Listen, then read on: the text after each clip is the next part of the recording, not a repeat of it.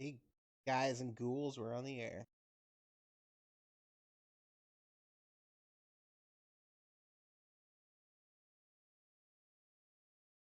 Would you like to recap last session? Who the fuck do you think, Jesse? I mean, Ryan's not here tonight, so I don't know who you're gonna pick. Oh, then I'll go with my second pick. Jesse, go ahead. Damn it. All right, here we go. So, the group had started in Vethin's Hold after waking up from a brutal battle with a barbarian zealot in the Blood Pits. You all decided to check up on Morrik's sister, who just so happened to be at a museum in Vethin's Hold. After knocking on the door, a very eccentric half drow answered the door saying no solicitation. Morrik, not wanting to disappoint the group, decided to break in and promptly gets smacked in the face with a tool. The drow was then convinced to give a tour. Seemed a little bit loose in the head, but otherwise started rambling on about his art pieces of many of the different deities of Aventir. You all traveled through, and Elora also found her deity and decided to play a little prank on her. You discovered that Morrik's sister wasn't there anymore, and she was studying other deities of Aventir in Haloth. You then left the babbling half drow to his uh, recap of the deities and found that your companions, specifically Natalia, were talking to the head of the Vethin's Hold Council. And you also wanted your earnings back. They unfortunately said no refunds because of what had happened. Sporelina threatened very seriously one of the bookies, and luckily you were able to come to an agreement that Vethin's Hold would be in your debt and that you would get paid in other ways than money potentially. Natalia had heard that she was in the running for becoming a council member, potentially in Vethin's Hold, but has decided to take a day or two to think it over. You then wind walked all the way to Stoneholm. On your way, you had found that Embla had been completely sacked, and it seemed that there was one last stronghold holding out in Embla that was the Sacred Brotherhood of the Beer. And so continuing through as you were wind, in essence, you stopped at the gates of Stoneholm. After trying to convince the guards that he should be let in, Kaelor had brought in a commoner in order to convince him to let him in and be a chaperone. Luckily, you guys had a writ that you forgot about, or some of you forgot about, but you were otherwise let in without problem. After that, you went to the bakery where you found some of the members of Embla's council were there. You had discussed some plans about gathering troops, gathering an army, gathering some sort of an alliance with people, and then launching an attack on Haloth when the signal was given by you. You then decided to meet with the brothers and sisters' father. Uh, this was Cinna's father, and Cinna went in to go meet with him. After almost being kidnapped, you all decided to intervene and spank Daddy around a little bit until he called off the kidnapping and succumbed to his, I guess, deal. You then left, and I believe you either scried on him or like got a. I don't remember what it was. Did you scry? Yes. All right. Yes. You scried on him and found him writing a letter that Cinna had been promised to another family, a noble family. Uh, that's where we pretty much left off. You then went to another tavern in order to just kind of drink it off and sleep it off. And now it is the morning of the next day. You'd all had a long rest. Make sure you delete a ration or delete 5 silver pieces as you probably ate the last night. And you wake up Hear me out. refreshed. Hear me out. Bethan's Hold, they owe us. We quit this, like boring, and we become slumlords in Bethan's Hold. Oh my god.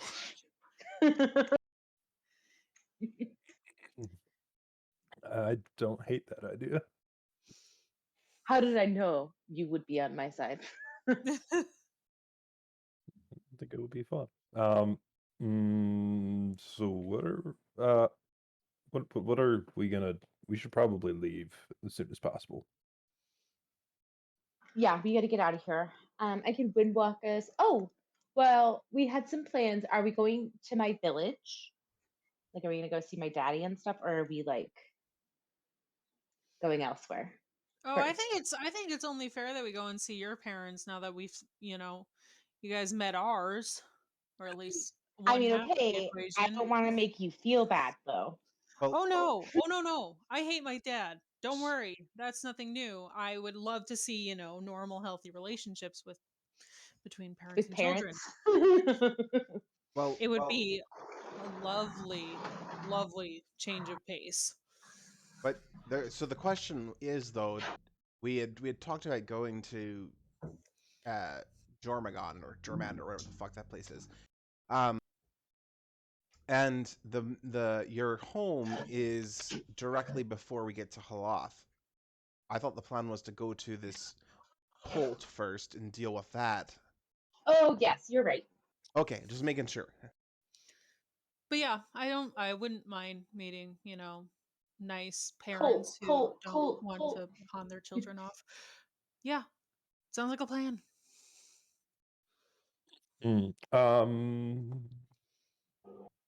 Shit. I forgot the item. Jesse, is there like a shopping area around?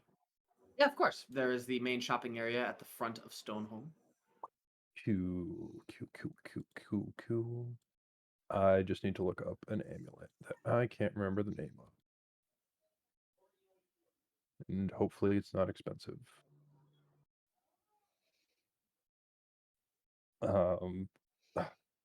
I was thinking of getting a certain necklace or amulet for Cinna, considering we now know that Dadurist The has mind made... shielding one. Yes, Ring of Mind I Shielding. wouldn't mind that, all things considered. Yep. It is not an amulet, it is a Ring of Mind Shielding. So we cut off his fingers. Yeah. So I would like to look for one of those. All right. Let's see. I'm going to need an investigation check.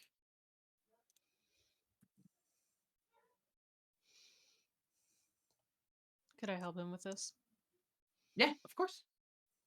So Cinna and Kertz go off into the stalls, which are filled. They are overloaded at this moment. You actually don't really know which one is a stall for selling things and which one is just a tent where people have just decided to stake out because they came from Embla. There are currently multiple tents all the way to the edge of Stoneholm on either side. And with that investigation check, I'm going to roll a d100. Like we accidentally just walk into someone's tent as they're taking a nap. Just, oh shit, sorry. Yeah, I'm Sorry. looking for okay. So you find a few magical magical selling shops, I should say, and one individual seems to be claiming that yes, they do have such an item that helps to protect you against the scrying spells of nature. And would you like to buy it? What's the price? And also, I would like to insight him to make sure he is actually selling it. This will be about 15,000 gold pieces. Jesus Christ, man. Is it made out of diamonds? They're not that expensive. Remember, raised there's other really prices bad here. inflation here. Yeah, I know. Seems legit. Yep. Well, all right. Looks like we're just gonna have to risk it, sister. A for effort, man. A for effort. So, Okay. Like you just see Cinna start laughing as she's walking out. Just, oh, we're fucked. A lot of money. It is a lot of money. I know. I mean, if y'all are worried about money, y'all can always do oh god, what did we call it back in the day? What was it? Oh yes, the refugee camp special. What? Elaborate. Well, so, as you may have noticed, things like food and weapons and items of protection and hiding are very expensive here, right? Mm-hmm. Yeah. Well, as a matter of fact, that's a fun fact of the economics of, war-torn scenarios. Suddenly, your hard valuables are actually not as valuable as they previously were, and suddenly simple things like, food and protection and weapons and all that, they skyrocket in price. So, if you have any superfluous, weapons or any such items you would like to sell, or would like to buy any, hard goods such as jewelry on the cheap, that'd probably be a good time in my experience. You mean go down to the refugee camp and take advantage of the poor people who just lost their town and their homes? Hawk some goods. Yeah. Or buy some jewelry on the cheap, because How they, is- they need the coin to buy food and stuff. That's, I was gonna that's say, great and all. how is it that the Antipaladin blood chemomancer is whose neutral evil is the more moral person in the group? But then I remembered Sporelina is here. You cut out, I'm Jeremy. the moral. I'm the moral compass. Yeah, as I say that I You remembered are the moral Sporelina was still. compass, Sporelina. I haven't done anything Bronte bad all over recently. again. God damn it. I mean, like, if you have any spare daggers or something, I'm sure they'll be willing to buy them for like only 150% markup instead of like the 300% the, merchants are doing in town. In that way, you think of it as you're doing them a favor. As much fun as I like price gouging refugees, Oh my god.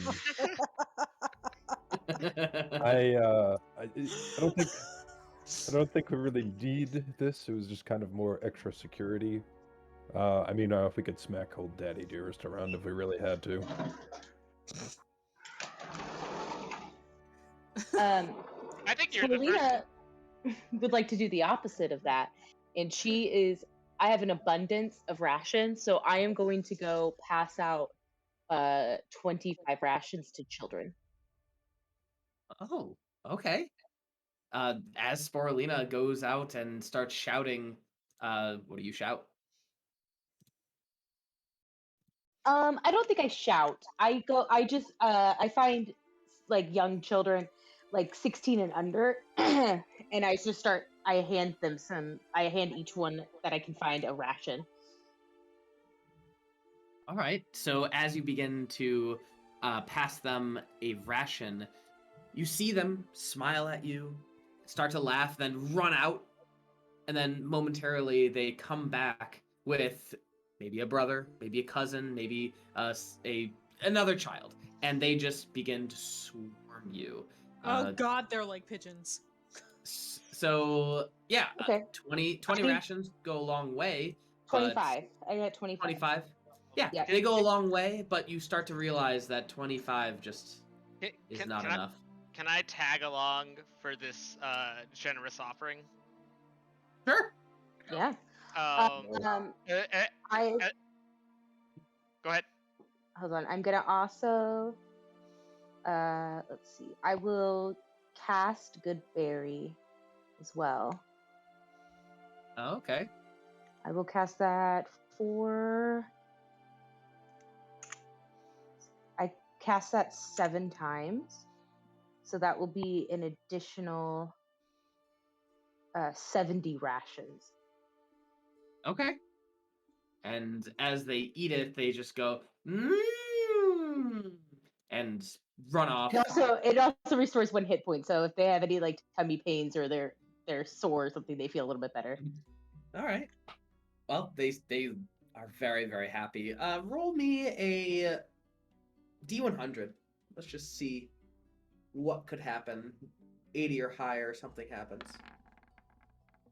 Okay. Nope. Kids, they love it, and then as soon as you say that you're all out, they go, oh, and then they leave you be. Oh, right. As there's a swarm of children, if I see any that look of the more shady variety, I would like to try to get their attention and have a little sidebar with them. Sure. Make a persuasion check, because as you say, "Hey kids, come on over here," they kind of don't really warm up to you immediately. So. Well, I mean, I want the kind of the kid's looking for a griff that would be interested in that. Hey, over here, I got something. Just paint free candy on your cloak. Yeah, even the sketchy kids still don't want to come at you, but you're able to convince one of them. He looks to be around 16 years old, young kid. 16 as a kid. 12 years old. That's probably better. Yeah, mister? Okay. Hey, kid. All right. So, I'm here on some official business. Don't worry. I'm not some shady drow-loving motherfucker.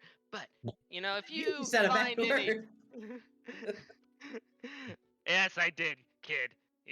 Actually, the fact that you said that makes me question whether or not you're the kind of kid I'm looking for. But, Oh my god. you know anything about politics, intrigue, things that might make certain people of interest be willing to loosen their purses, or could you keep an eye out for that kind of thing? Well, You know what I mean? I don't really work for free. As he Oh, rubs his two fingers together. all right. So I'm Just going. 12, intimidate him. I'm going to slip him 1 gold and 2 rations and tell him that I will give him 10 gold and 10 rations if he finds something worth my while. Maybe less if it's something less interesting. Roll persuasion check DC 8 with advantage. Do I see him doing this? My My passive perception is 22.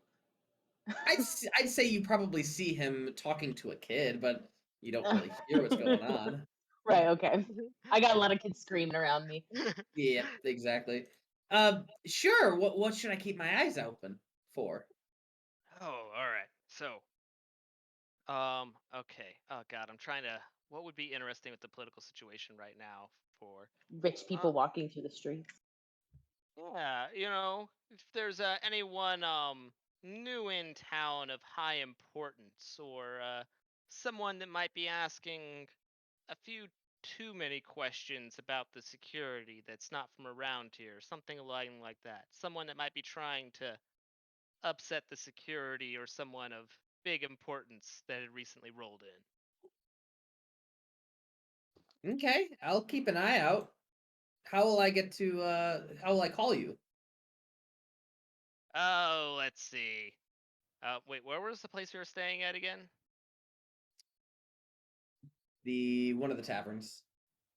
Okay. The happiest place on earth. We're not staying another day. We're literally leaving. He could leave a message with him and we could pick it up if we really wanted to. Or we could ask the kid to leave the message with like Mia, since Mia is safe. I don't know. Mia's too safe for a messenger. Like, drop a message at the baker. Yeah, you just drop it off at the bakery. They'll know what's up. They'll be able to get in touch with us. He gives you a wink. Aye, aye, mister. All right. Runs That off. kid's gonna drop it off at the wrong baker. Okay. We're ghosting it up, right? So one more in-person question. Like this is totally for the group to decide. I don't care one way or the other. Your friends are staying here, Kertz? Is that the plan? Yes. Help out with the war effort. Right. So the question is, there's 7 of us? Yeah, 7 with the bone golem. And we can take 11. Do we want to try see if there's any volunteers who want to come? We could try to swing into the Brotherhood of Beer, see if there's any aid that we can assist them, maybe leave those 4 as backup with them, and then see what's... do we want to do that on the way back? Is that something that we care about? Obviously, I care about them. Here's my theory, though, right? The only real way that we're probably going to be able to get into Emplin now is with Windwalk. As soon as we dispel it, I'm not going to be able to cast it again until a full rest. You can put a little out of character. I'm pretty sure you can change back and forth in the Windwalk form during the duration. It just Costs takes like a an minute. action. Yeah. Yeah, I'm reading right now. Yeah, it takes a full minute. So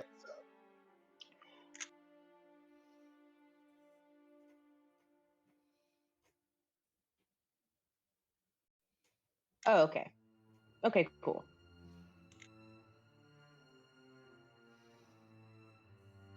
yeah, that's the thing. We could go materialize, see if there's a way for us to slip in through a crack in the wall or through a chimney, materialize inside, see if we can render aid. It's possible that I mean, I don't know if the Drow have any thoughts to stay in Embla, or if they're using it as like a jumping off point to Stoneholm, but it might be good to see if they have garnered any information and or could be helped out, because they could also be a turning point in whatever war is coming our way. Oh, I just realized what we should have fucking made Halaf do to pay us back. Vethin's Hold. Yeah, Vethin's Hold. We should have fucking made them send troops here. Well, that's kind of the thing that we're trying to do with Kertz's wife, if she wants the job.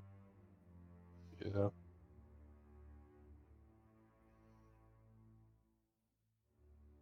So, I mean, I've heard from Sporelina. Anybody else have any thoughts on this? Do we want to try and swing by the Brotherhood of Beer and see if we can... I don't know. I think that there's not going to be swinging by.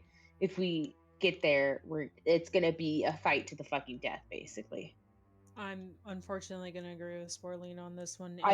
When we passed by, it was swarming. I feel like by the time we get there, they're going to be dead. I mean, maybe. Yeah. It's a fortress in and of itself within Embla. It is, but I just... Fortresses are only so strong, and... So here's the thing. We fly through Embla anyway. If we look and we see that it's destroyed or they've already breached their way in, maybe we don't stop. But what if they're still fighting?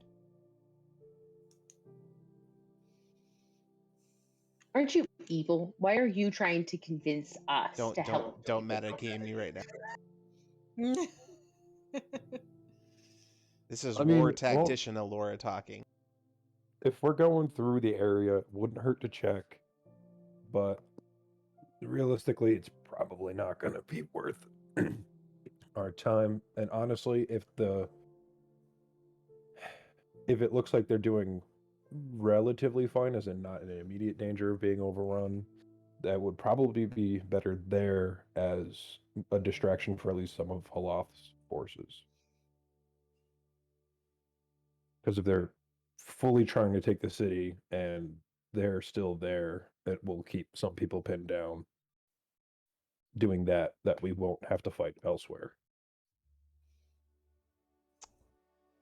Excellent points. Kaelor, what are your thoughts? Oh, God. Okay, so let's see.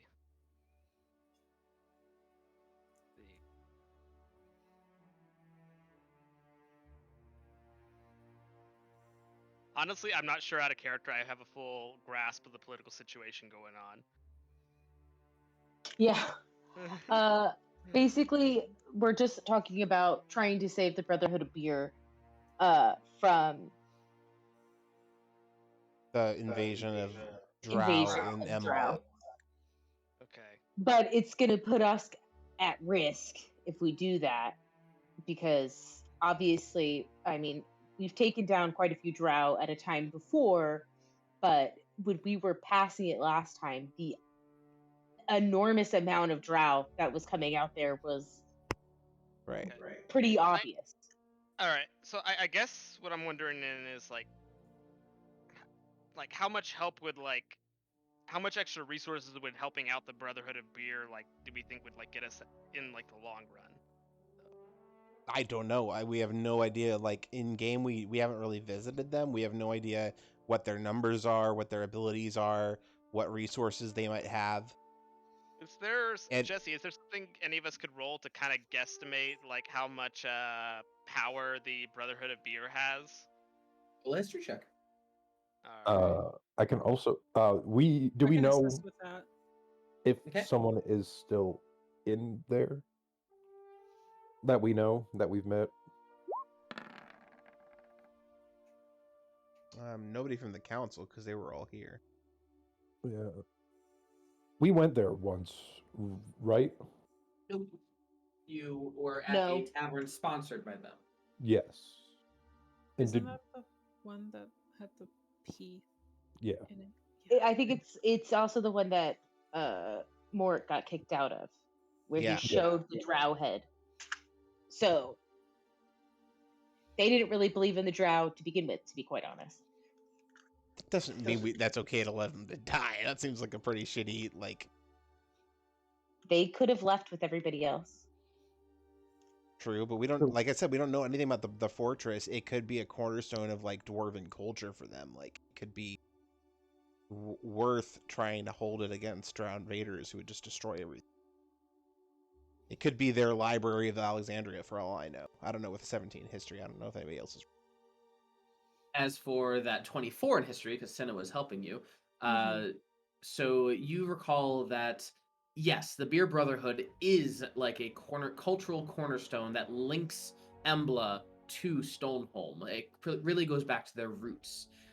As for how many individuals are a part of the Brotherhood, you're not quite sure, but you're probably thinking in the realm of 50 to 100 individuals.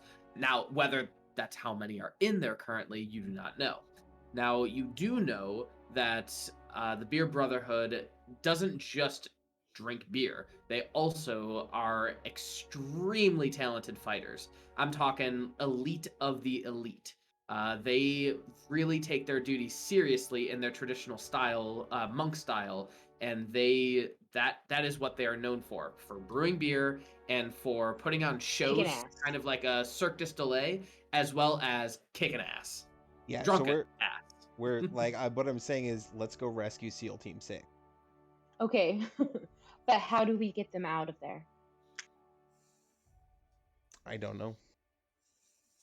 I can't gaseous form 100 soldiers. I know you can. Did we meet any of the workers for the Brotherhood of Beer at that How- tavern? You met I mean, the one of the individuals. bartender. Like anybody who wasn't important, but like may just work for them. Ah, I see what you're saying. Um, Not that you noticed. Not that you noticed. Yes. I would like to scry on one of them, but if we don't know anybody in there, we can't do that. Yeah. Okay. No. Never mind. Never mind. Never mind. Never mind. I mean, I think we could probably take this. Might be worthwhile from what you're saying about these guys. We could, the two of us could gaseous form in there, sneak in, let them out. I mean, plus, you know, if they're as good as they say they are, after we get them out and at least some of them armed, we should be able to raise some hell with them. Right. There's also the point that they didn't leave when everybody else was leaving. So us going there, we're not even guaranteed that they're going to be willing to leave. Could we take this conversation like we're walking from the inn to the secret room beneath the bakery? Sure. Because I would like to ask the council. Sorry, what were you saying? I was just gonna say I could also dimension door or teleportation circle. Oh, you can do teleportation circle? Yeah, How many people can go through that? I don't think it matters as long as I have it going for a minute. Double check it. Read it through. Oh, that should. Oh wait. I believe you have to do it like 10 times over the course of 10 days to get it more permanent. But just read it, and we'll Yeah, figure I was it out. gonna say I can let me just go over this a little bit, but that might do some kind of benefit for us. Yeah, I'd like to ask the council, like, what they think. Would they come with us if we could get them out? Is there something specific that they needed to guard or save? And if maybe if we do end up going there, if there's like 4 sturdy dwarven fighters that would want to volunteer to stay behind. If we're Oh, doing yeah, this, I you would have to like to. cast it every day for a year in order to make it permanent. Well, that's just permanent, but it's any creature that enters within. It takes it. It's up for a round, so as many people that can run in 6 seconds. Mm-hmm. Which it's And you have 2 spell slots. 2 spell slots, and it doesn't. Oh, Does it say the dimension? It's 10-foot diameter, so it does, but it's only gonna last for 1 round. right. So what I'm saying is, 6 seconds. how many people can stand? How many dwarves can stand around the circumference of a 10-foot diameter circle? Because if you did like 3 layers of dwarves and then they all rushed in at the same time, you could get those in 6 seconds, no problem. Okay, I'm going to ask one of the Brotherhood of Beer guys for knowledge on someone who did stay behind, so I can scry on them and see if they're even still there. Because we might not have to do any of this. Well, that's Okay. why I'm just planning Yeah, forward, but we could just fly through Yeah. in smoke form. Or we could just let him, scry, because if he's alive, then he'll see him, right? Or would you see him still dead? Well, regardless, you're gonna see him. Yeah. Well, we will get a better look and make a plan after that. Plan after this quick commercial break. Do. All right. So you head over to Sigurd Thorinson, who was part of the Beer Brotherhood before he became the head of House Greybeard.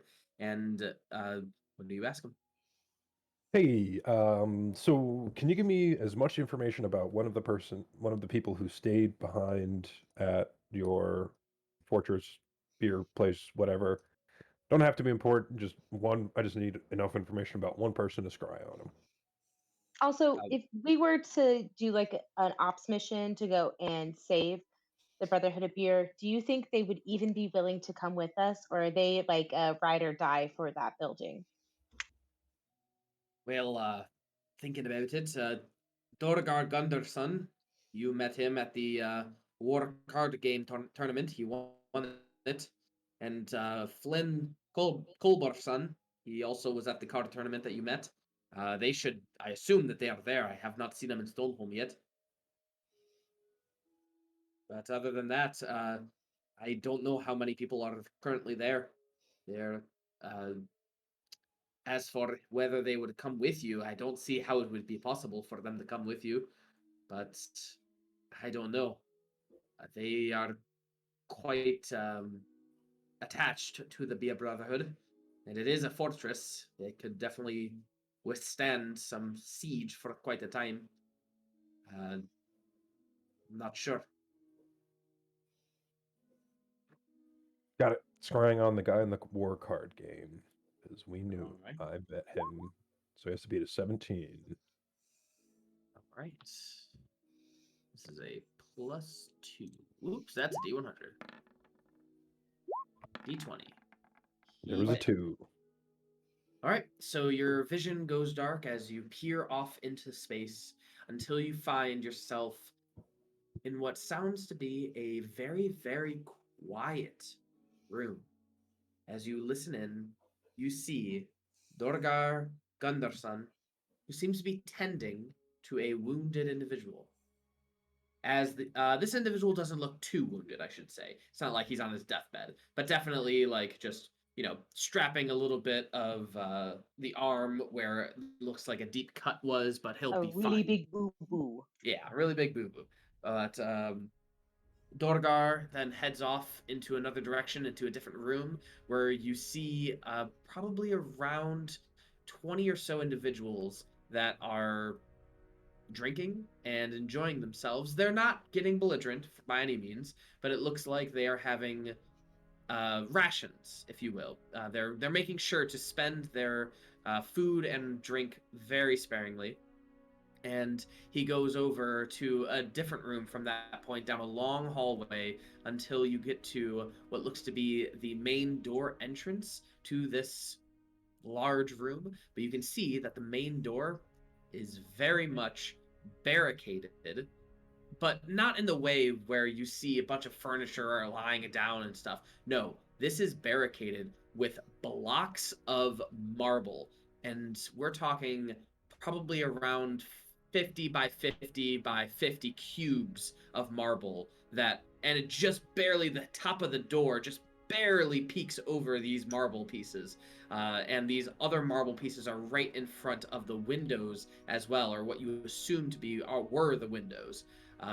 Yeah, that's what you currently see as the scrying fades. Ah. Well, they're fine. They are golden. I don't think they need our help, outside of giving them food.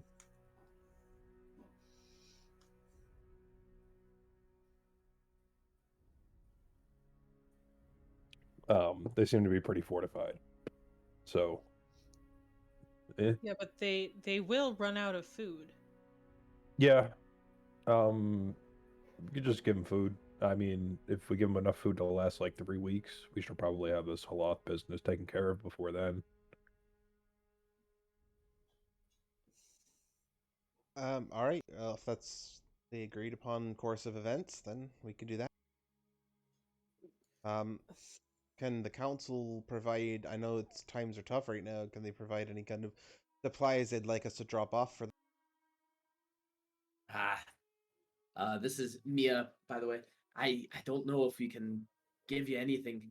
Stoneholm is pretty stretched already. And they did decide to stay there. We cannot really give them any aid if we can't feed ourselves. And if we have an army that needs to march, we even need to prepare for that as well. I'm not really sure what we can give them.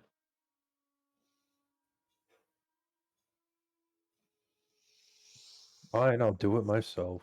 I'll buy 400 gold of rations. Here's your 2 loaves of 400 bread. gold. Yeah.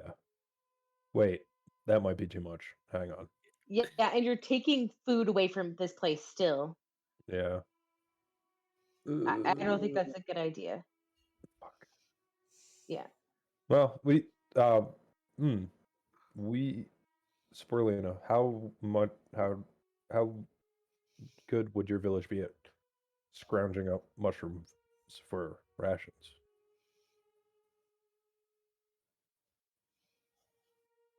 Because after we go to Jorumgard, we can go to your village, maybe get some mushrooms from the mushroom forest, and then bring those in. We could just teleport those back. Yeah. Whatever the mushroom people can give to help.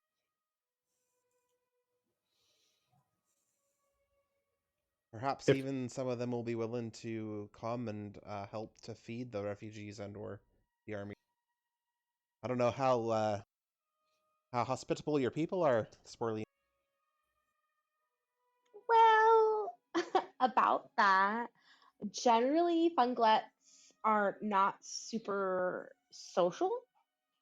They don't really leave the forest very often. So this is kind of risky business to begin with. So we'll see. I don't know. I've met 2 Funglets already, and they're both been pretty friendly. Well, I And was just gonna sociable. say you must be a bit of an odd duck then. Correct.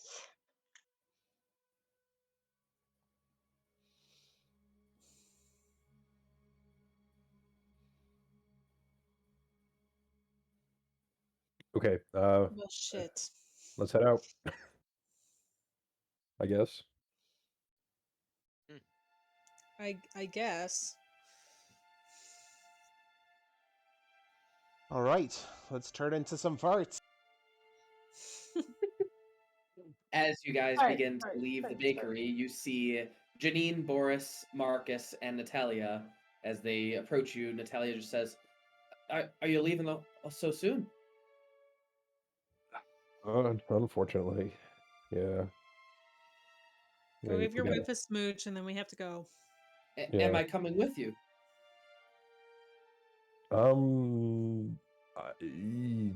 I would advise against it.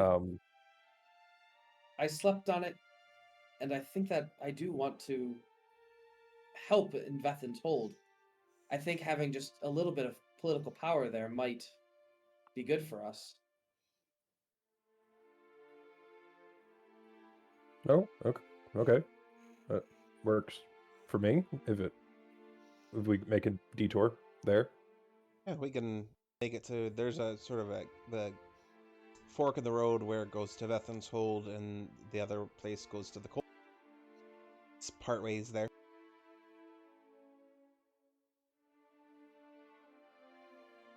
That'll work. And Janine, Marcus, and Boris, if you guys want to come with me, and Marcus signs to you and just says, where can we be of more assistance, here or with Natalia and Vethin's Hold? Probably I would say, Vethin's Vethin's Hold, because this is like an established city with actual generals in an army, and Vethin's Hold is probably just a ragtag militia, more or less, at the very least. So definitely Vethin's Hold in getting things organized and up in ship shape, for lack of a better term. Gives you a thumbs up. All right. Well, Start time. All right, so you guys, Sporelina, tell us how you turn into farts first. makes everybody hold hands. Yep, I make everybody hold hands, even though that's not part of the spell, but I do it anyway because they don't know. And I use control flames to start a fire in the center of us, and I like pour some out for the homies with water onto the fire, and it just envelops us in hot steam until we become the hot steams ourselves. Right, and as the steam engulfs you all, it eventually dissipates and just rises above you all, and you are gone. You are the mist above now. I dip and use my own spell slot to make myself a smelly fart. Oh my god. We make him fly in the back. You also have a bit of a yellowy green tint to you. Also, you can only do that for 1 hour, and Sporelina's, I believe, is 8 hours, so... Wait, oh, it's a different version of gaseous form? Okay, never mind. Yeah. Windwalk, yeah. Yeah, it would walk. Okay. But otherwise, you guys begin zooming through space and time as you travel back through the long road, up through Embla. Are you stopping at Embla or no? We're swinging by to see what the situation looks like. All right, as you guys circle around this fortress, one, you do not see an opening at all. Two, you see that the Drow currently are just kind of going door to door from the different huts and different houses and places of business and just rounding people up. There doesn't seem to be any violence yet, but you can see that the Drow currently are more or less worried about enslaving people rather than fighting. There are probably still close to about 1,000 Drow within the city limits, but they are currently just chaining people up and sending them out of Embla. I remember those days.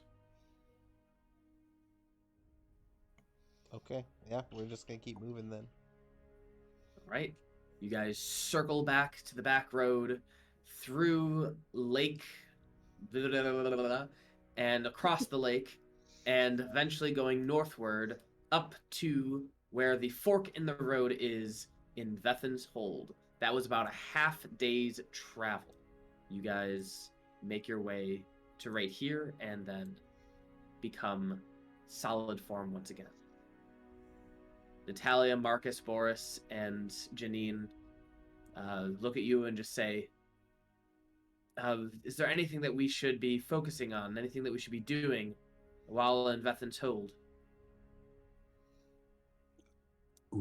Raising an army or companies of mercenaries, or Yeah, splinter cells of mercenaries sounds like a more doable thing for Vethin's Hold, right? yeah. Some suicide squads.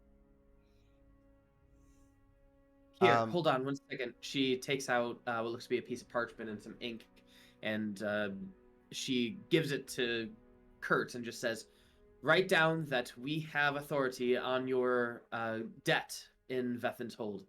You are owed a lot of money, and I think that if we can leverage this, or if I can leverage this, I might be able to get us some good mercenaries, or at least someone to help. Well, that'd be something that Sporelina would have to sign off on. It's her debt. Deal. Also, I don't have good handwriting. It definitely should not be me writing a note. I have excellent penmanship. Perfect, and she hands it to you. Cinna just kind of like peers over your shoulder, like, I do heart all my eyes though, so It takes a minute.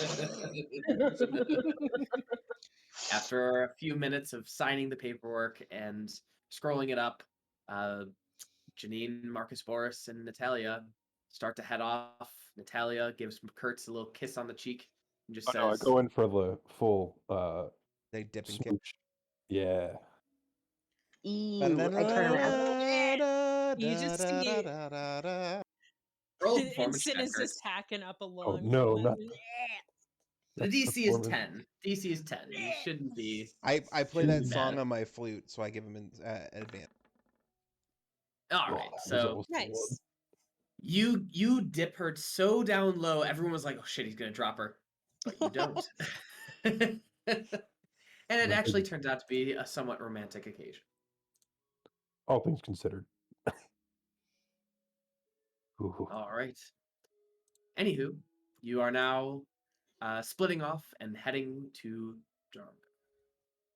And I need to change the music. It is a half a day. No, it's not a half day. You have 5 days to travel to get to Jorumgard, and you have 1 half of the day left. Whoever would like to make a survival check may make the survival check, and then we can thought- roll. I thought we still had more time for the Windwalk. It was 8 hours to get to this point. So then I'm assuming we're taking a long rest then. After you walk a little bit Okay, further, okay, I okay. assume. It's only half the day is gone, so. Okay. Survival. That's a me. Plus guide. I don't know if Holy I need it. Wow. Take it for fun. All right. 31. I'm gonna need Elora to roll a D20. 18 or higher is an encounter.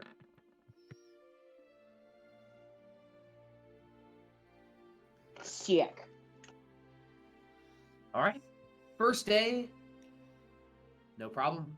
You may take a long rest if you so desire. You must spend a ration to do so. I will just create everybody a good berry. Okay.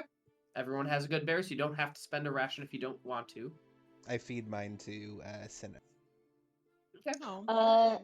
Her stomach will explode. I'm kidding. It's enough to Also- feed. Elora, could you explain what it looks like, your golem? Sure. It's kind of like a strange. I don't know. Has anybody here played The Forest? I Yeah, watched no. you play that game. It kind of looks like the effigies from the forest. It's like its arms are just made up of like 10 arms on either side, sort of interwoven and like held together by these ethereal strands of blood that flow through the entire thing. Its chest is sort of like 10 different chests from Drow and Orc splayed open and sort of like overlapping each other. And again, you can see like this lifeblood of just like crimson red sanguine solution just magically flowing through it behind it. And the same thing with the head and the legs. It's just like an amalgamation of 10 bodies all sort of held together by magic. Jeez. I'm getting a picture. Sporelina does not like that, and she never makes eye contact with it. It tries to smile at you with its 10 mouths. I wouldn't know because I don't look at it. All right. Well, you all wake up without issue. I'm going to need that survival check again, and a d20 from Cinna. Oh, and also when it walks, it leaves like footprints of blood, but then like some kind of creature of its own, the blood sort of like slurps up behind it and like reattaches it to itself. Gross. Love it. Gross. All right. First half of the first day, without issue. Second half of the second day, Are we I'm gonna need a not? survival Are we check. not? What? Are we not? Are we not going to be farts again? Oh, I see what you're saying. I don't know because Would it just increase the survival to navigate now? would I increase the survival to navigate? Since I we're not think I going somewhere we've been would. before, but we can move a lot faster. Okay, I like it. I like it a lot. Sure. So you may cast Wind Walk, and I'm gonna need a. So the survival check that Sporelina rolled already was a 22, and +3. I'll allow it. That's a 25. You're able to travel for quite some time. We're gonna say you travel the equivalent of 3 days time before you come and see what looks to be a large, not large, medium-sized hole in the cavern wall. Looks to be about the size that a dwarf or a small human would be able to fit through, and it looks to be going down at a pretty steep angle. Smooth, otherwise, walls on other sides, but it's off to the side. It is not part of the main road that you are currently on. You are welcome to stop if you so desire, or not stop.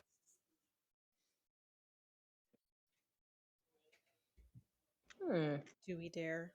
I mean, we're really fast, and we can fit through that hole as smoke, so there's no reason to not just check it out, right?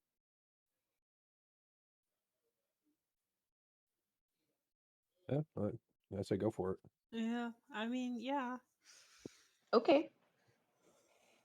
Do you stay in your wind form, or do you go into solid form to investigate?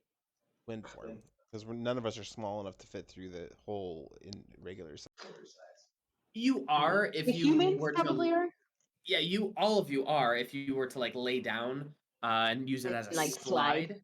Yeah. Exactly. Yeah, I think we'll stick in gaseous form. You never know where the end of that slide goes. Okay. So you begin to head down. How far do you want to go down? That's up to Sporelina, since she's got dark vision and is in the front.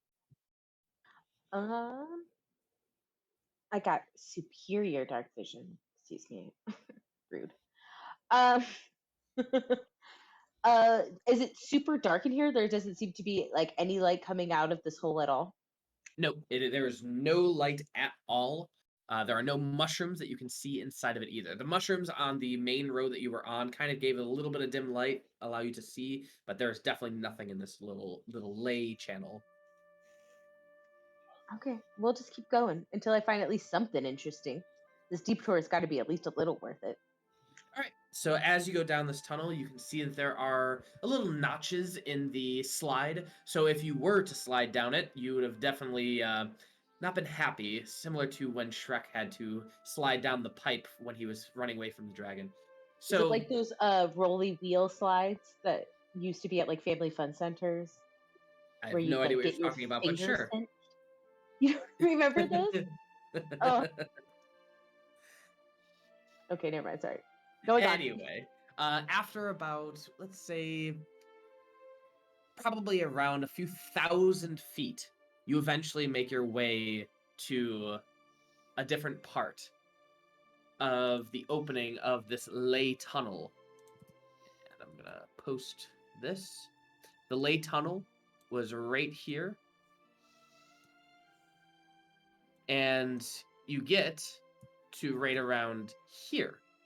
It seemed to be a slight shortcut, a little slide, but you had bypassed a large section of the Underdark as you went through the lay tunnel. But, I should state, as you exit this lay tunnel and enter this main part of the cavern again, all the light around you seems to be muted. All the mushrooms that had any kind of a light to them are no more light. I'm going to need you all to make wisdom saving throws. +5. We are amorphous and all together. Do you guys feel like we're missing somebody? Wow, look at those rolls. Look at those rolls, Cinna. Cinna! I lose every brain cell when I am fog. Oh God, It's Kaelor brain fog. did Get it? Brain fog. Oh.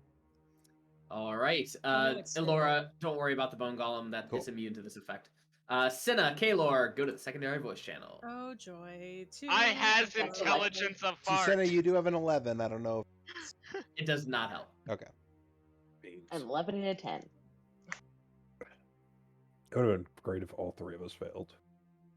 It's just the siblings fucking up. We've had a rough couple Days. Yeah. Yeah. I need to get a tome of leadership so I can get that up to a +6. Mm. Wait a minute. Hang on. I gotta check something. I swear to God, if I can do something with this fucking necklace.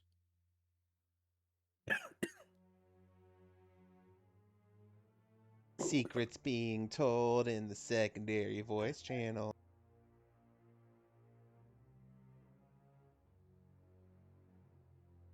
Super duper secrets.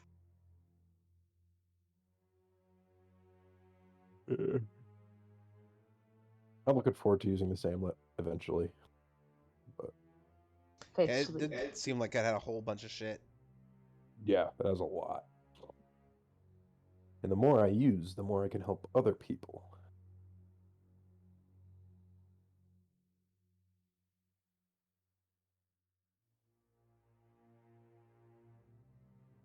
If we see a bunch of undead or a bunch of really bad humanoids, we should stop and kill them. All right. We're back. And so, you all arrive at this location as you are gaseous farts currently. And the light around you is very, very muted. Sporelina, you cannot see more than maybe 60 feet if your dark vision is 120. Is that correct? Yeah. Your dark vision is now 60 feet. Anyone who had dark vision up to 60 feet is halved to 30 feet. Anyone who did not have dark vision originally, you can't see anyway. Just Cinna's Is it gonna literally start just me and Kaelor that can see in here? God damn it, you guys. It's like some kind of a, The beginnings was like, we're gonna do an Underdark campaign, and y'all were like humans. I fucking.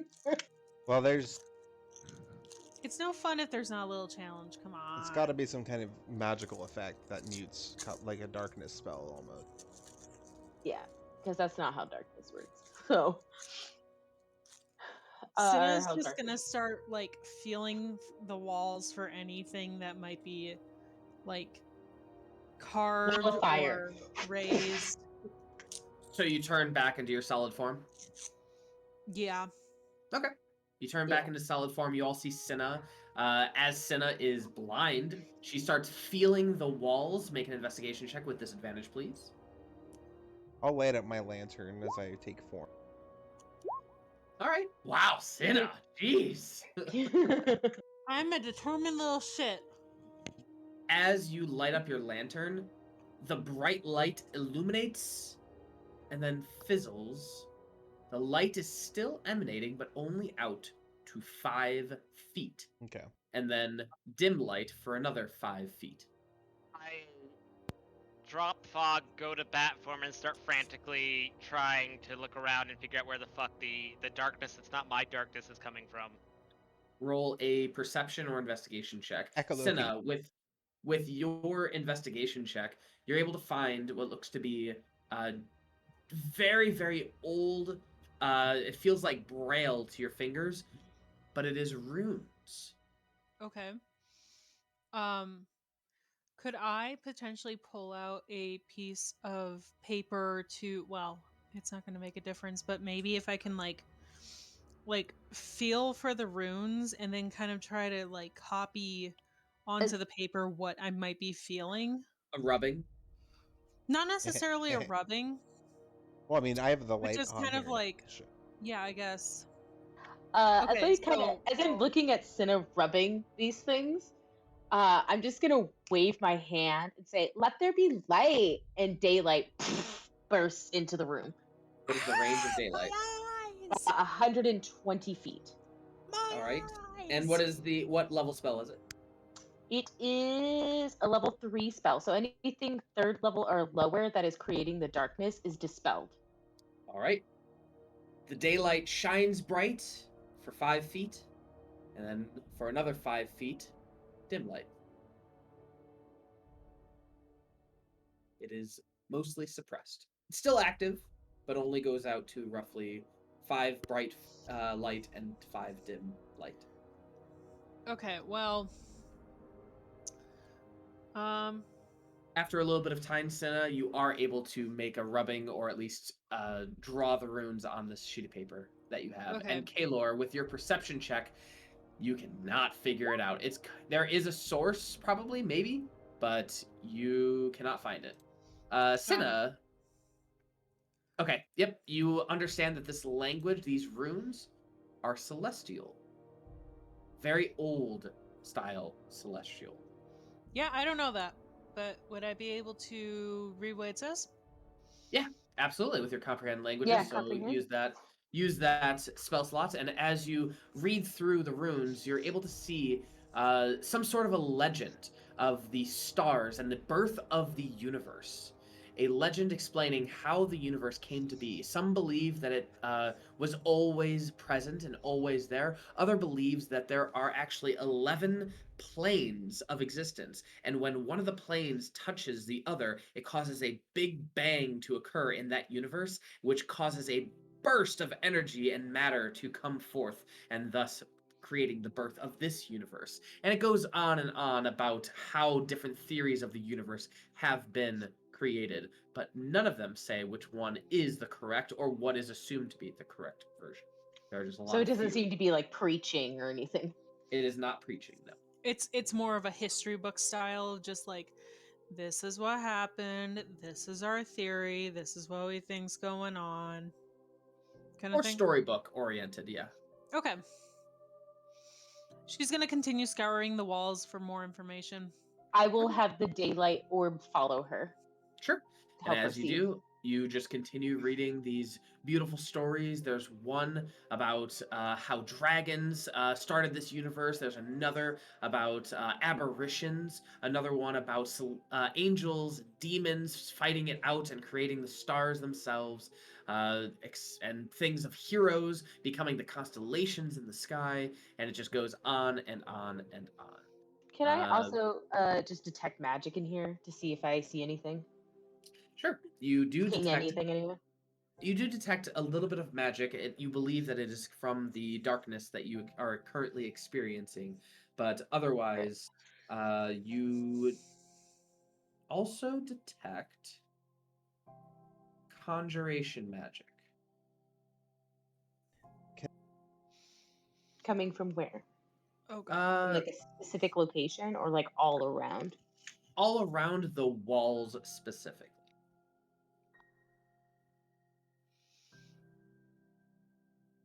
Okay, are we gonna do the runes? Cinna's walking this way, following the runes. As she's reading them? Yeah, Okay. yep, she's reading. And I'm reading everything out loud, kind of in a hushed tone, but just kind of like, okay, so then blah blah blah. I'm gonna put my hand on her shoulder, and with my other hand, I'm gonna remove my head and hand it to Sporelina.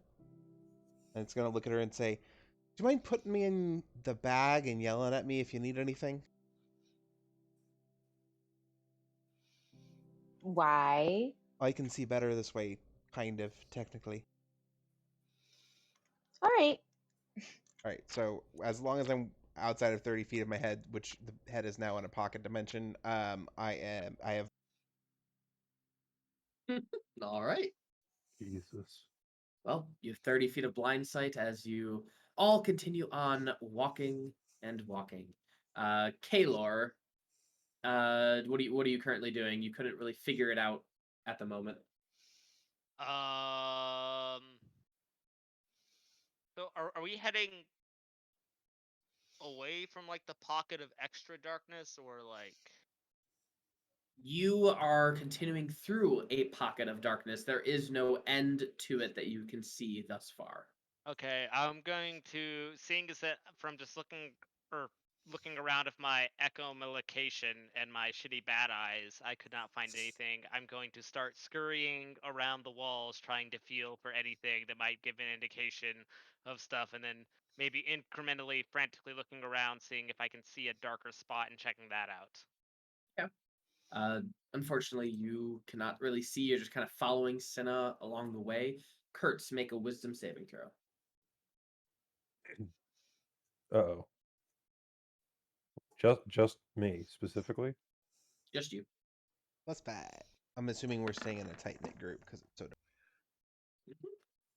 All right. God, I hope I saved.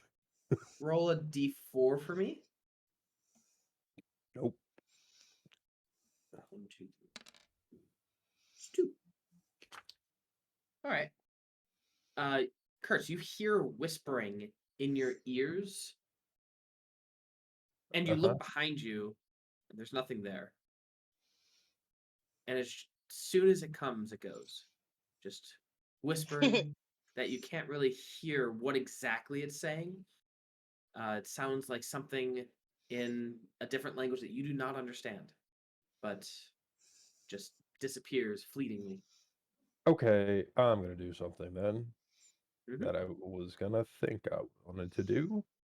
I don't know. Maybe this is naive of Sporelina, but like I think of celestial and I think good. So like I'm not really nervous at all. Well, I speak You might not be Celestial. nervous, but I need to know. It If was I not don't in under, Celestial. yeah. Ah, No, ass. but I'm saying that Sin is reading the walls and it's Yes. celestial. I don't know that he's hearing things. So Right. Ass. I did not have this certain spell prepared. Um. hmm, hmm, hmm, hmm, hmm. Can I use divine intervention to ask questions? You could certainly try. Yeah. I have a spell where I can ask questions, but I don't have that prepared. Remember Cool. the religion check that we homebrewed. Oh, right. I might have more luck with divine intervention. I mean, maybe try both, but sure, go ahead. Yeah, we'll try divine intervention first and then praying. So what does that have to be? 11 or lower on a D100? Yeah. Here we go. Please, please, please, please, please, please, please, please, please. Yeah, No. nope. Nope. Not at all. Okay, he's gonna get down on his knees, start praying. Whoa, He's go. buddy.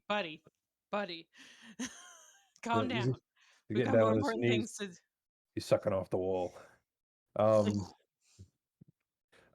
He is going to. Well, I am going to ask, what is this specific part of the Underdark? Why are there glyphs that detail a history on the wall, and why is there darkness here? Remember that this religion check is more of a yes, no sort of an answer, or a whoa slash a, what was the other one? Wield. Wield, yeah. Okay. Are the glyphs dangerous? For lack of a better idea. Okay, religion check DC 15. Wow! Yikes. Ouch. Don't really get an answer, unfortunately. He's gonna fucking leave. He wants to go home. He'd like to leave. He'll just follow. That's a pain in the ass. God, every time. Fuck. Do you have a It's divine okay. sense as They're a cleric too? Let's keep going. I do. Ooh, I do. I didn't use mine, but I figured you could use. I do not. Oh, then I'll use my divine sense. Okay, and what is that sense? Celestials, fiends, and undead. All right. You detect very, very faint detections of celestials and fiends.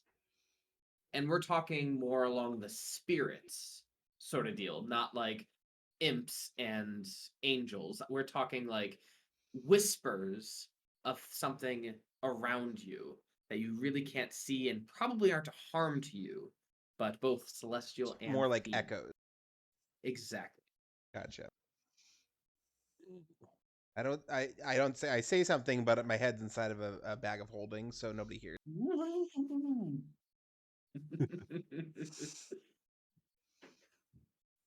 All right. So you guys continue on going forward, following the wall for a little bit of time.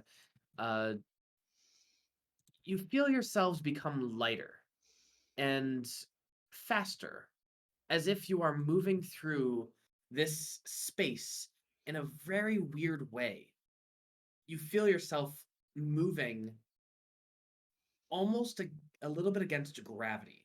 Like the gravity is changing. You're able to jump just a little bit higher. You're skipping along and you're just going a little bit above the ground, a little bit more, until you reach a location where a small crevice ends in the road in front of you. And you can see a few individuals there, and you can hear someone shout in front of you, "Stop! Come no further. What is your business in Jorumgard?" We were invited, Erlin. By whom? Tiggle Biddies McGee. Aaron, You the do Wayward. not have a head right now. I was. I'm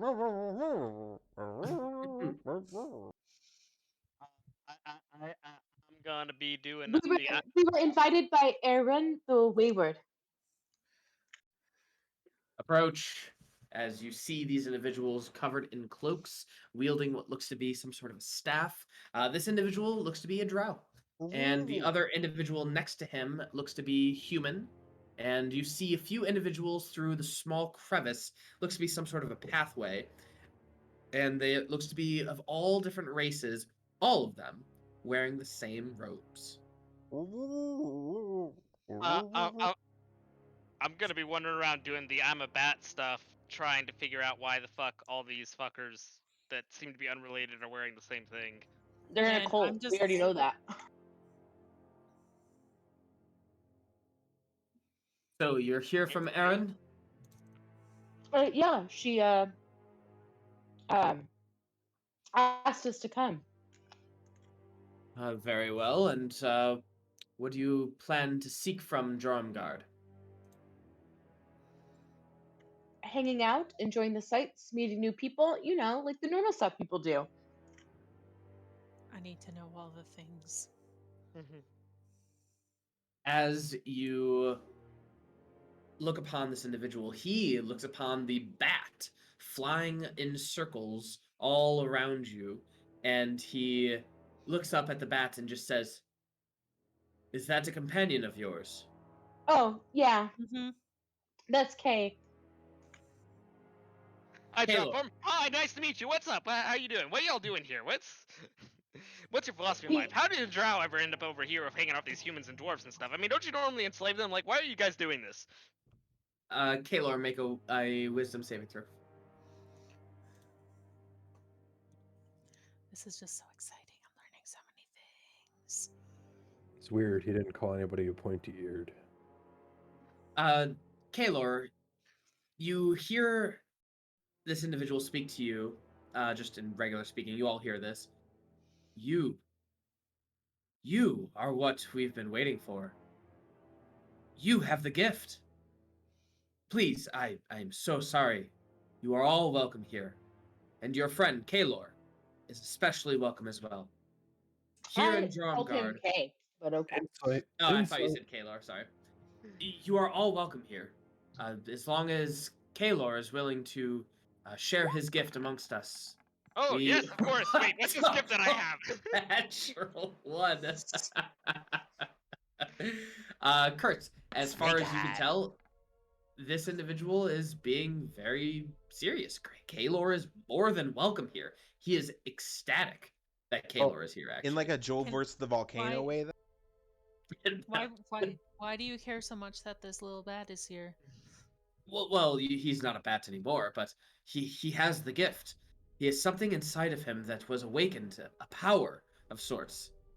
Tell me, Kaelor, or Kay, when did this power come to you? What, the darkness? Yes, I assume that's what you're talking about. I mean, ever since I was born under that, um, that special eclipse and all that, just as in the darkness, my dreams about mold and darkness and rotting corpses, ever since I was a wee baby. So your powers came from the happening of a celestial body, such as an eclipse. That's even more interesting. I'm sorry. Please, come in and make yourself at home. The other individuals, the disciples, they will tend to you. We will stand guard here, and when you are ready, you may speak with the master. Okay, Yes. thanks. Right. So, So you all enter this little pathway, and it leads maybe around 50 feet until it opens up into a larger cave. And as it opens up into a larger cave,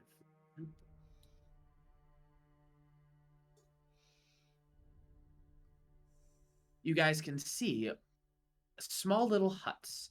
Nothing too fancy, nothing too big, but just enough to be functional for these individuals. They're all wearing their robes.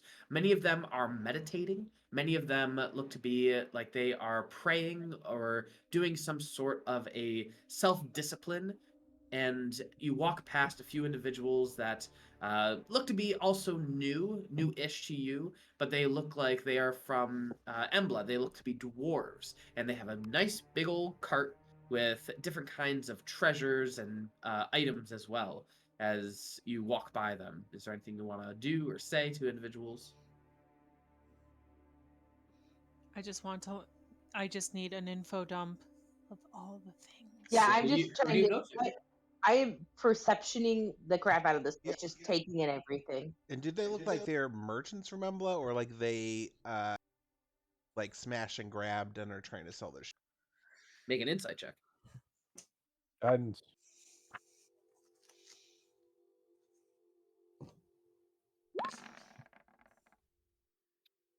That kind of an insight, you're able to determine that these actually do look like individuals who, not necessarily merchants, but these are probably their family heirlooms and their family savings. And they're selling it, or they're giving it away to the cult? What do you ask? Do you go up to them? Yeah. Well, can I just observe them when I You get my head back can- from Sporelina? Sporelina, do you give her? Oh yeah, I will give Elora her head back. Sure. All right. So, Elora, you can watch from afar. Cinna, is there anything you want to do? I just want to get an info dump. I just need to know all the things. Who are you approaching?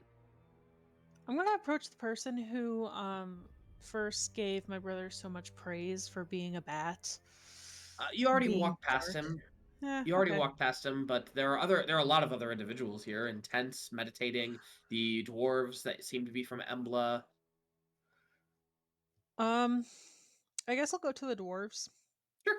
As you walk over to these dwarves, they're not wearing the robes that you see all others wearing, but they are wearing more traditional Embla clothing.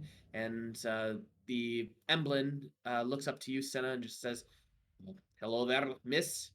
You're here for to join Jorumgard or something like that?" Hi. I just need you to tell me everything you know about this place. Oh, geez, where to begin?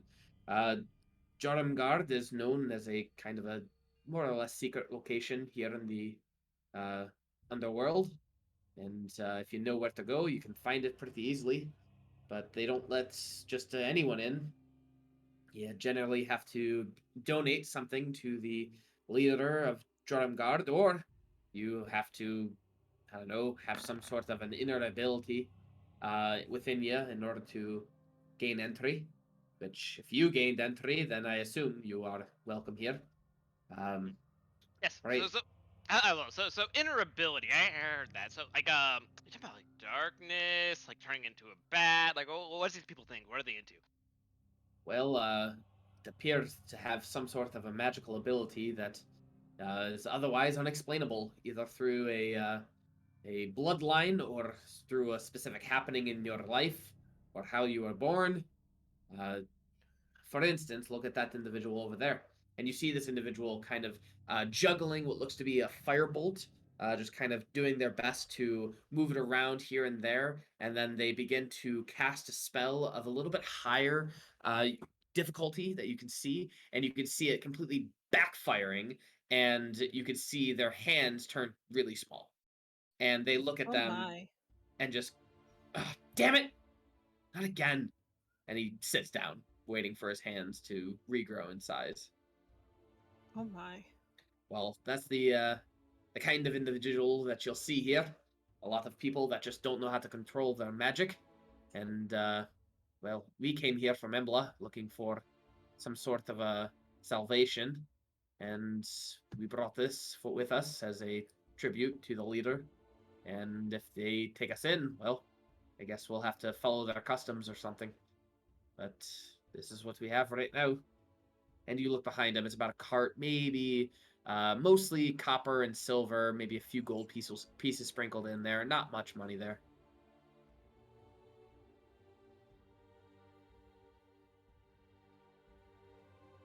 But what do you find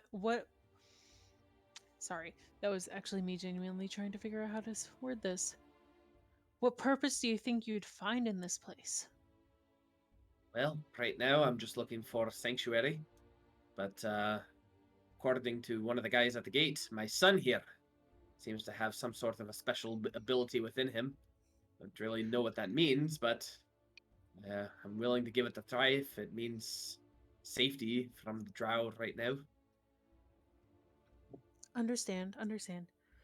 But what do you, like, beyond that, are you looking for higher power? Are you looking for just are you, so basically you're just here for protection? Yeah, and to find out more answers about my son's abilities. Okay. And then I'm just gonna scurry off to the next group of people I can find to ask them basically the same questions of like how they got here, what's their purpose, what do they want from this place. Sure. You go to one of the people that are meditating, and as you kind of bug them, they open up one eye and just say, I'm so sorry. It's a human, by the way. I'm so sorry. I was trying to find my inner ability. According to Nitkun, I do have the inner ability, but I'm unable to find it at this moment in time, and I'm really trying to figure it out. So if you could please leave me be. Sorry, I'm just trying to figure out what's going on here. What can you tell me what happens when you do find your inner ability? Well, you are trained as best as you can, and last I remember, there were a few individuals that got really good, and they were able to go into the our leader, he who trains us, able to go into more of a private part of the cavern, nicer housing, nicer things, nicer food to eat, and things of that nature. But they come back every now and again to help train us as well. But the majority of our training comes from our leader, Nid Chung. And how long have you been following this leader? Oh, I've only been here for several months. Well, do you know how long he's been a leader?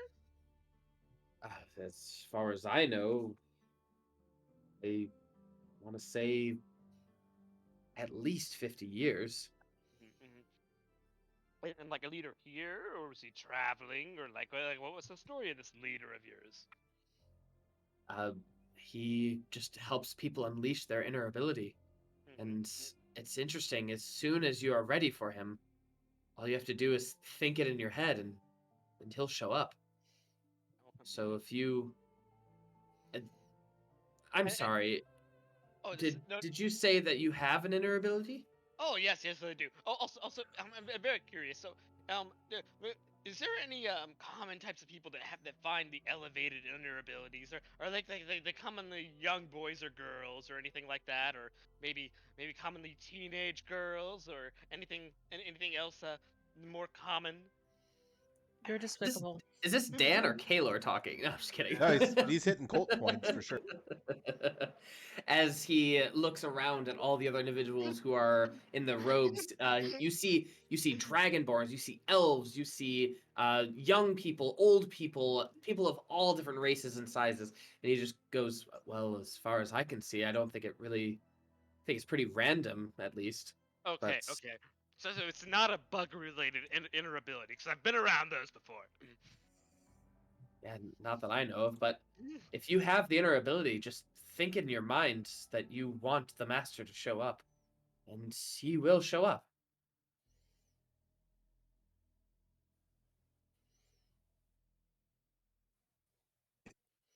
Could I try doing this? I know I wasn't, directly talked to, but I kind of want to try this. Sure. What do you say in your head? Do I have this hidden ability? Oh, great. Need Sean. Oh, great. Great cult Yeah, I'm not even leader in gonna the try to sky. pronounce that. Needs Sean. As you think this, you wait a moment, you look around, wait a little bit longer, look around. Nothing happens. Okay, how did my brother achieve this? Yeah, I do find it weird that the guard was like, yeah, you're the one. You have it. How did my brother get this? Well, we have that bard dude with us too. I forgot about him. Oh, and Fifle. Yeah, this was the whole point of That's this bringing right. him with us here. We forgot about that. All right. As Endem is looking around quizzically, he hasn't said a word yet. He's just been looking around, taking it all in, and just looks back to Kaelor and just says, "Well, if that is how you get the master here, I guess that's who we should be talking to. And if you can summon him, then well, what are you waiting for, Kaelor?" Master, I want to know what you're doing. And did 'Cause Sporelina apparently- see anything weird with her 30%? With that 30 perception, you can see that inside all these different huts, there's not much. Maybe a bedroll, maybe a little bit of food, like a water skin and things like that, but it's all very humble living. In terms of other things, you can see that these caves go for quite a while. The light is not as muted as it was before in this particular cave, but you do notice that you are lighter than you were before. Racist. Lighter as in weight-wise. Oh, okay. Sizes. Sizes. I start thinking about the mask. Start thinking, oh, I wonder if he's related to this weightlessness or this or this darkness, or maybe I don't know. Maybe if I just keep on, I really want to see this mask. I want to know if that's true. It's not. Come on. Well, you have the power. What does she look? What does she look like? I don't know. I need to find out. Come on. Show up, master. Come on, please show up. All right. So, as you think about this, you open your eyes, and there's an individual amongst the crowd that just stops, turns, takes off his hood, and you can see that this individual is a very pale individual. White skin, no hair on his head, and his eyes are very dark. And as he walks closer and closer to you, you can see that his eyes actually represent something more along the lines of the night sky. And he finally gets up to you and just make a wisdom saving throw. Kaelor, please. Oh boy. +5.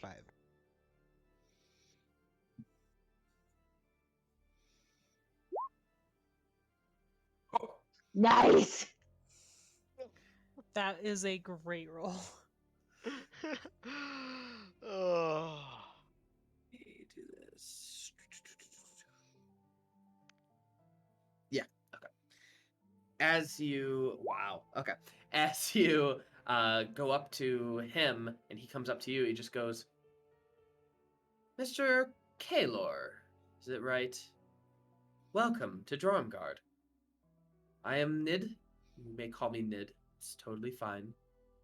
And you've had the power for quite some time, is that correct? I mean, as long as I can remember. I mean, things have been weird. Always had dreams, and then I don't know. What was it? I think it was when I was like 7 that I first made my crib nice and dark. That was nice. It was finally dark. The light finally went away. Tell me, when did or tell me about your powers abilities. What are your capabilities? What have you been able to achieve with your powers? Anything substantial yet? Um. So I am going to play it slightly close to the chest because I want to figure out what's going on here. So I am going to rattle off all of my abilities fairly accurately, like rattle off most of my spells and all the stuff that I can do, and then I'm going to like specifically leave out the Hound of Ill Omen though. I'm gonna start looking for Soylent Green tanks. And both Kurtz and I shot something up. Yeah, Yeah. divine sense. So let's see. What's this? Yeah. Detect good or evil. So your divine sense, you do not detect fey, fiend, or celestial. Your detect evil and good. This one's tough. Is he more neutral? Aberration, celestial, elemental, fiend, fey, or undead, or consecrated or Yeah. desecrated ground. Yeah, it doesn't show What your alignment? what your alignment I is. see. Nope, none of the above. I don't like this place. Can I do a nature check on him? Sure. So, uh, do I need to roll a deception check for leaving out some of my abilities? Sure. Okay. Go ahead and roll a deception check. And guidance?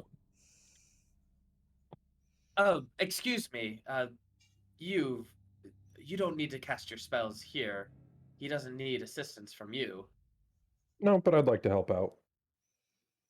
I don't understand why you're helping out. We were just having a conversation.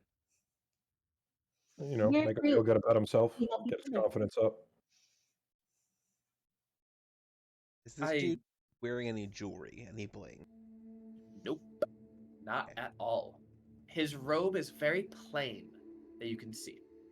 And with that deception check, you see this individual Nid go, Kaelor, I'm very proud of you with your powers, and I think that you can be so much more. If you would like, I can show you what your powers could be if you are to work with us and work on them. Will you follow me right now? Your friends are more than welcome. Sporelina, with that nature check, you do not know. Yes. That's I can follow you. I would also like to do an insight check to see if I think he can tell that I was lying to him or not. Sure. Also, Sporelina, you know this is no kind of a creature you have ever been around. He is not human. He looks human, but he is definitely not human. Is this going to be another dragon? Because I swear to God. Well- With that insight check, let's see. I'm gonna do D20, and we'll see what happens.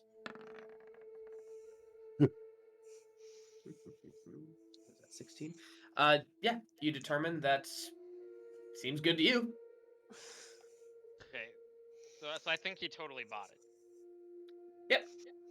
Okay. So he begins walking down the cavern, passing a few of the meditating individuals, and you can see all the individuals. They begin to stand up. What am I doing? I have a map. Why did I not go to the fucking Jorumgard? There we go. As we're walking to, I'd Beautiful. like to ask Andam if the leader's name rings any bells, or if the look of this person rings any bells in the stories that he's been told of the person who stole the power from the god. If if I'm being honest, I don't even know who this individual is. I don't know of any story of their name or who is in charge of Jorumgard. There are a lot of stories about Jorumgard, but they all seem false to me. Every single one of them seemed to have some sort of a weird twist to it that just didn't line up. And whenever I heard of Jorumgard, it was always a different story, which always made me concerned about this place. On that same note, when Cinna did her legend lore on the gem or jewel, whatever we're looking for, were there, when she saw it finally land in Jorumgard, were there any like landmarks like of like a place it might be kept that she would have seen? Hmm. Or like Waterfall? You remember seeing a waterfall, and it was in the water. Probably your best bet. water. Okay. And you are led on down this particular hallway, well, cavernway. And as you continue on, you can see that the houses, the little huts, are becoming a little bit better constructed. They look a little bit larger. That you can see inside, especially Sporelina with your perception.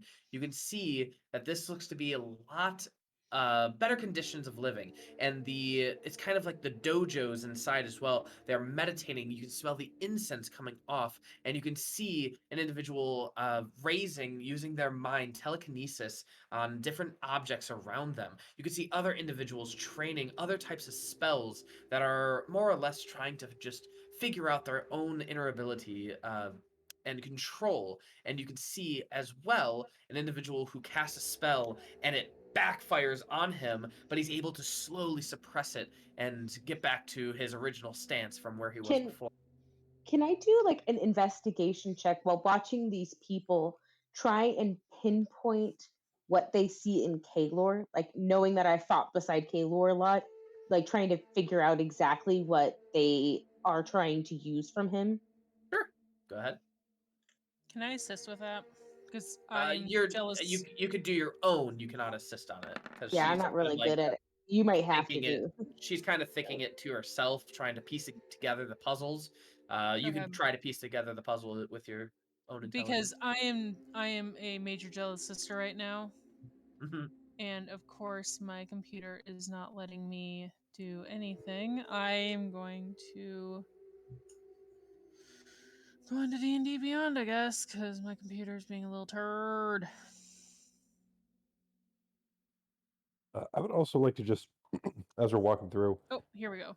like to see if there's anything particularly off about this place. Get us together. I'm a little distracted at the moment of oh, come on.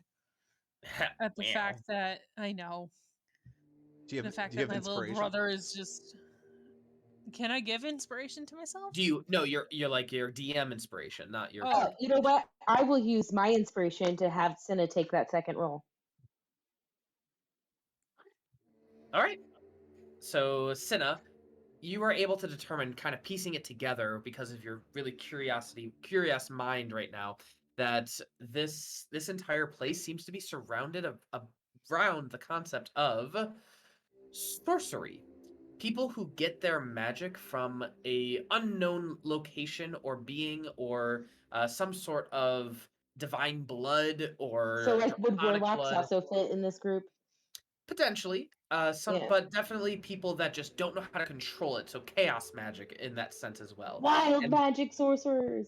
yep, exactly. So you can definitely see that in these people, and these people have come to learn from, you assume, Nid, in order to control their powers in a way that does not harm them. Ooh, excuse me. But So they're trying to take the wild out of wild magic sorcerer, basically. to the best of their ability, yes. Okay. You continue to a very large room. It's probably around 200 feet wide, and it's very domed up above. As Nid looks to Kaelor and the rest of you, I assume you're there, and he just goes, "Kaelor, do you know how our universe came to be?" I've heard theories. And what theory do you believe? Hmm. I don't know what I believe. I like the sound of the one of us all collapsing into a big darkness. Sounds nice and comfy. Well, that sounds like something of an ending, but how we began was actually much more interesting. You see, I'm actually of the bloodline who began our universe.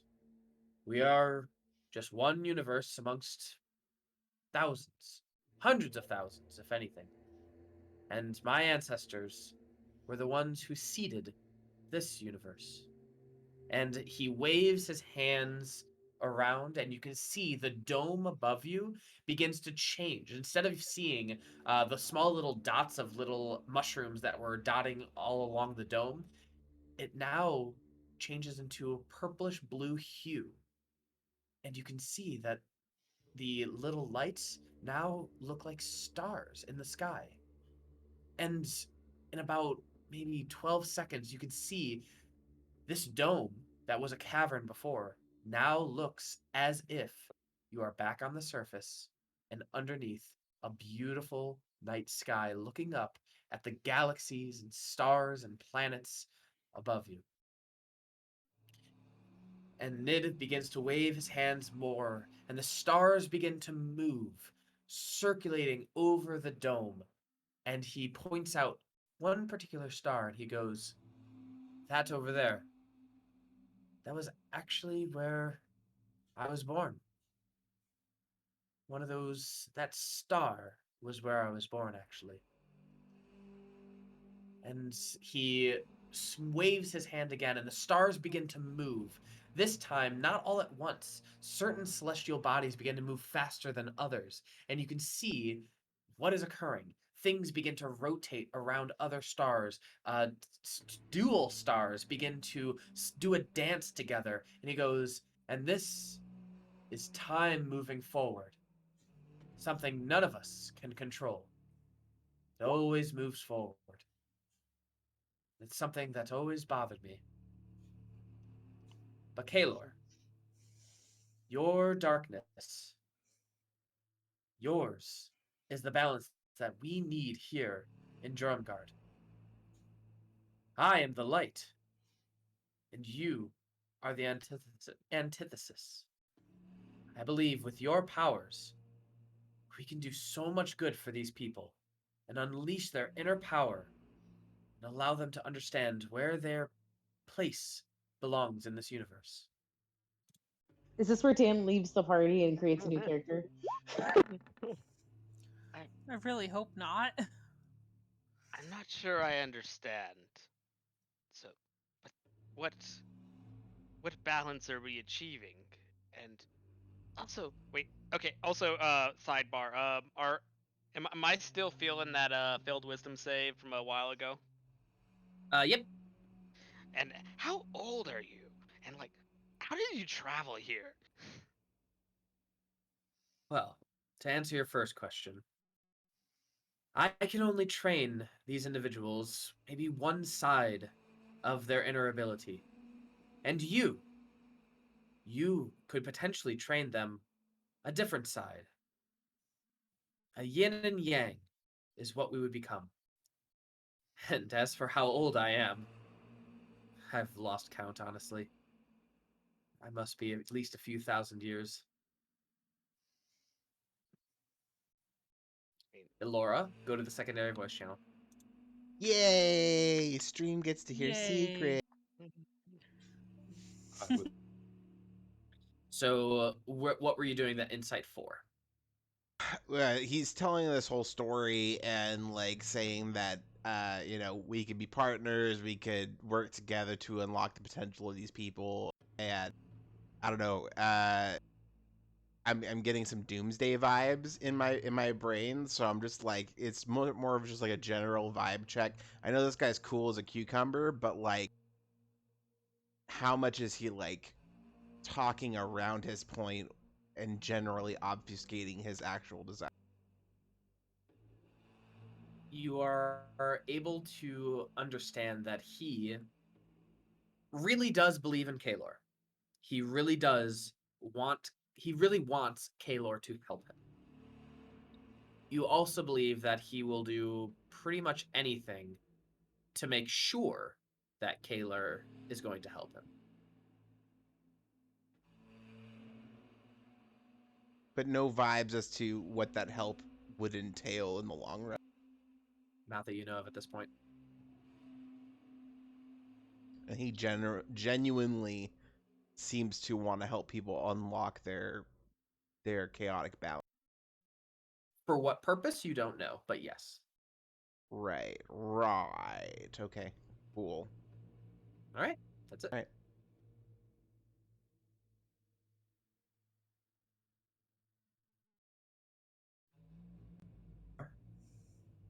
Kaelor, if you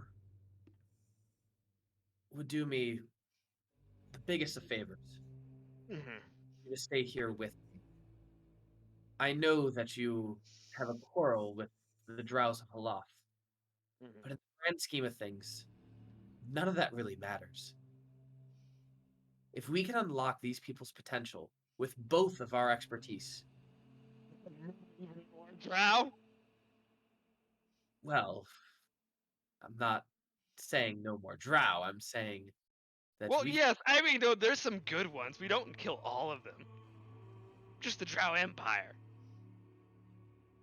at least the one that we don't approve of. Mm-hmm, mm-hmm.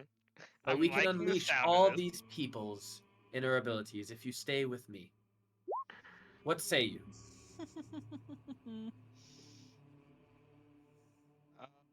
Oh, God. God, this is a good...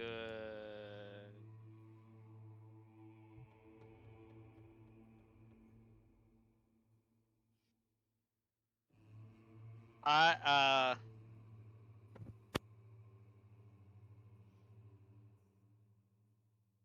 Alright.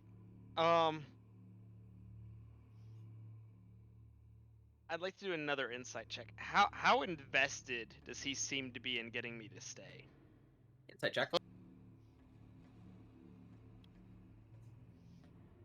Extremely. Okay. Um...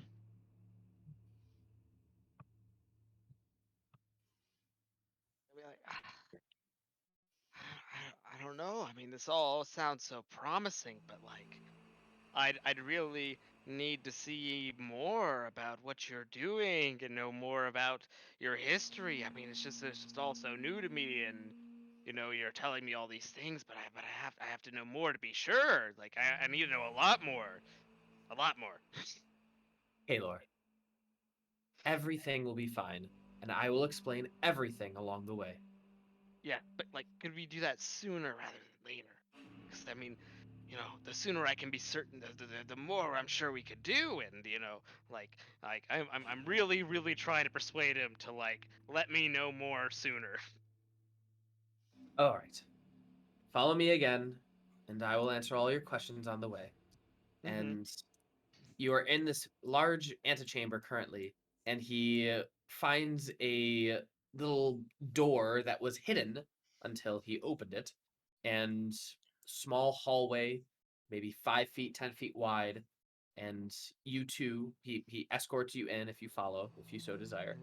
Yeah, follow him in. I continue intermittently as I get the moment asking questions about, wait, so is it just sorcerers? Like, do all these people like what kind of special abilities do they have in here? What are we looking to do? I mean, like, you know, so how does this whole yin yang thing work? And then like, does that mean y'all cast as light spells? And like, well, what else? And then like just endless questions.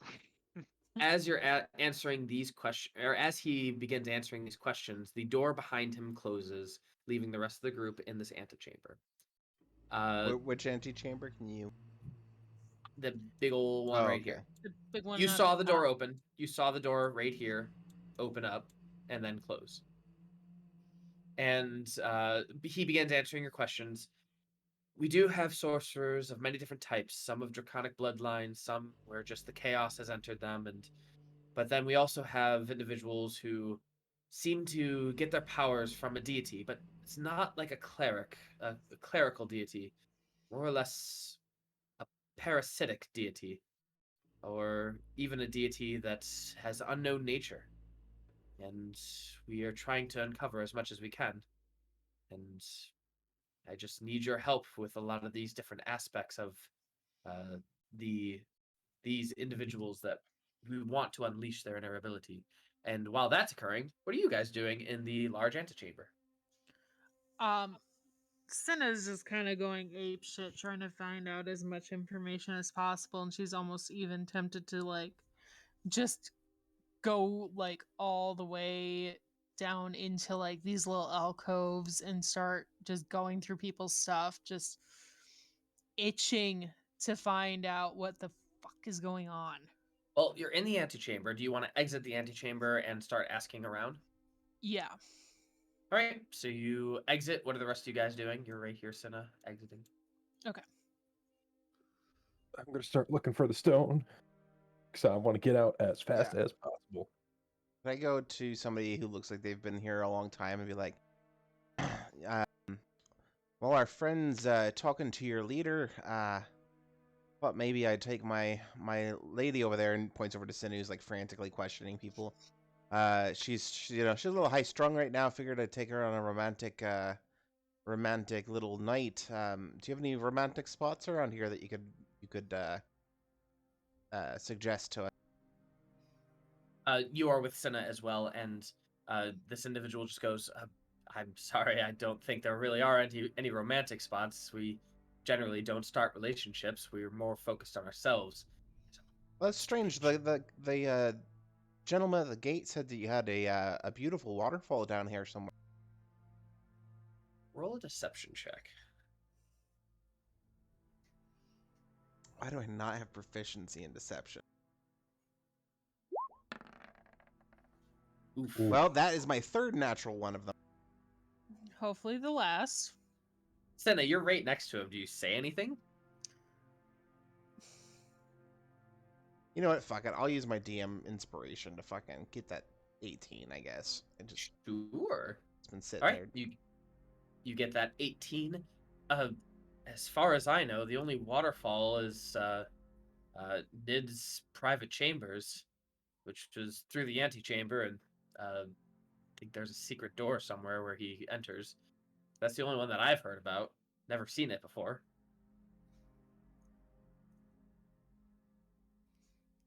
Well, it's too bad. As for We need to find this your waterfall. friend, you said that he's come to join us. Is he a volunteer? As opposed to? Well, I mean, we're all here to learn, but some of us also volunteer to give our services to Nid, and well, once he takes them away, we don't really see them too often after that, and I don't know if they get private tutoring or private training, but it seems pretty impressive when they come back. So they do Private, come back. quote unquote, huh? Yeah, after a time, maybe a few months. Do they come back with Nid? Is he ever seen with them?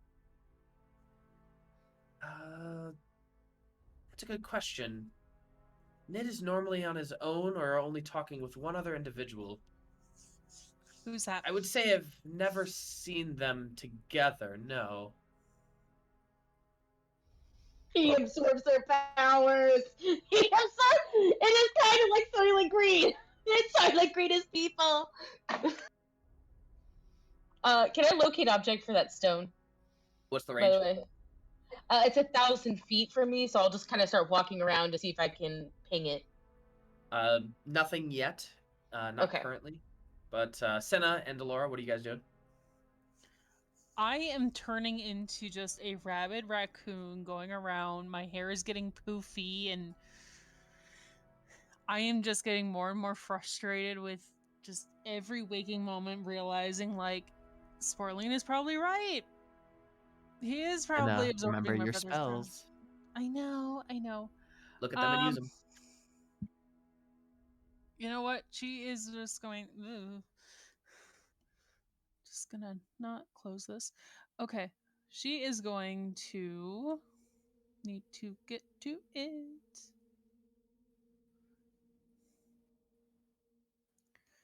She's gonna cast Legend Lore on this place. On Jorumgard? Yeah, just this whole place. Or a need Sir Crotchy. Yeah, we're gonna do it on Sir Crotchy Pants. Oh boy, here we go. Warming up the pen. Yeah, you're gonna need it. Good thing I bought that extra incense. Thank you. Is there a save for this? No. Name and describe a place where a brief summary of significant lore about the thing you name. So what do you name? Give me the name.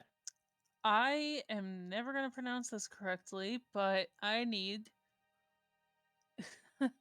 Nithshon Sure. or Nid. Ugh, God.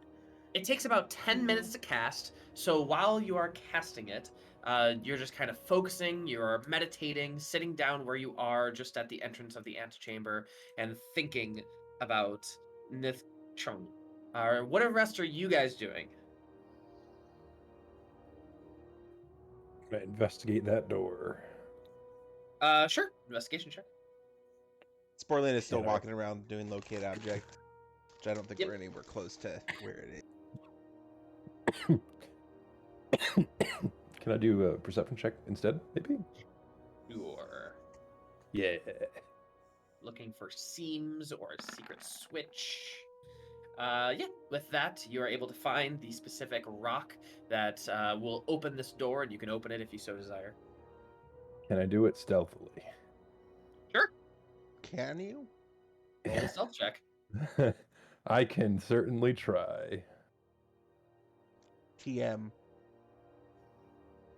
We're gonna roll it with advantage. I don't have advantage, 13. but I'm gonna use my TM inspiration for that. All right. You see, as the door opens, there was like a little part of the rock that was sticking out that would have easily like scratched against your plate armor, but you just jumped out of the way just in time. And as you open that up, Elora and Sporelina, you look over and you can see that the door comes open. He was sneaky, but you guys, I assume you saw it. The rest of the individuals in these little huts didn't notice it, luckily. But 10 minutes have passed, and all right. So, Cinna, Yes. it comes to you. This individual that you named is the lord of many miles of tunnel. And he is the only true citizen of Jorumgard. Because there are few other long-term residents that are all his acolytes or servants. He has reached the influence of a small nation. He employs many different races, including Drow, and those who are either driven by the lust for arcane secrets or believe that this individual, Nid, can teach them along those who are outcast from their home.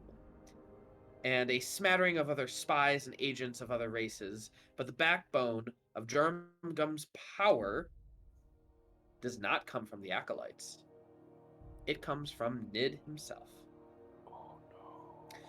Roughly 12,000 years old, born amongst a distant star system, Nid came to this location, brought, let's go, hold on, I need to skip a few things.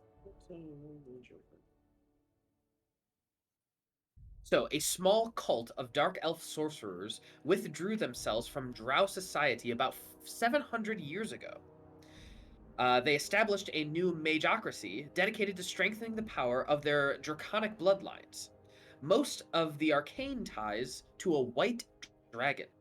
They named their settlement Jorumgard, meaning, "Here there be dragons," in some ancient tongue. Over the centuries, their armies of dragon-worshipping warriors, warrior mage studied ancient texts on dragonkind to unlock more power hidden within their bloodline. Years passed, the forces of Jorumgard grew, and a governing body emerged, the Council of Ice. On the council sat those sorcerers with the strongest ties to white dragons. As the city grew, so did its reputation. Not only did word travel of the haven for those who draw power from draconic heritage, the region near their home began to feel their presence. Travelers to Embla, lawless in those days, often felt the wrath of disturbing the dragons of Jorumgard. Surface tribes of mountain goblins and Vikmadir were subjugated to the will of Jorumgard or destroyed for defiance. Both under and upper world trembled at the thought of Jorumgard's growing army. Though unchallenged, in their might, with time retribution would have likely fallen upon the Council of Ice. Instead came Nid Cathon. He came to the Council of Ice and watched the Cabal since its inception, or whether the let's see, what is this?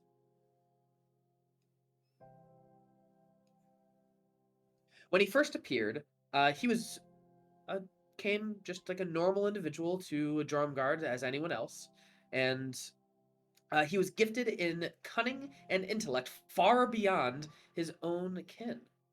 He played foul to the Council of Ice, feigning great fear of them and their magics. He offered them his services as a guard and crafter of tunnels and showed great humility. His words flattered the council, and their own hubris let them believe they held power over this force of nature. Nid Cathong encouraged their arrogance, and one day offered to seal the entrances to the caverns so the council would have peace in order to prepare a ceremony that they believed might transform them into true dragons. When the members completed the preparations, they retired to their chambers, secure in the knowledge that their draconic guardian would ensure them an undisturbed rest. Instead, Nid Cathong fed. You know that Nid Cathong is not humanoid. You know that he is, in fact, dragonoid. Son of a bitch. My brother is gonna get eaten by a dragon. This is the second time. What is it this about your family? I don't know. But I'm fucked because I'm next. Okay. Well, you're a girl, so hopefully we can get eaten out by a dragon. Okay. Back to. Oh, you're a girl dragon. I mean, of course you're a girl dragon. Okay. Look how pretty you are. So, I'm going to, in as extremely hushed tones as possible, relay this to the remaining members of our group that aren't going to get devoured by a dragon. You all rush over to where Kertz is at the door that he just opened, and Cinna relays this message to all of you. Kertz, we are going to be fighting a fucking dragon. Kertz, he's a dragon. Think of it this way. We could be freeing a cult.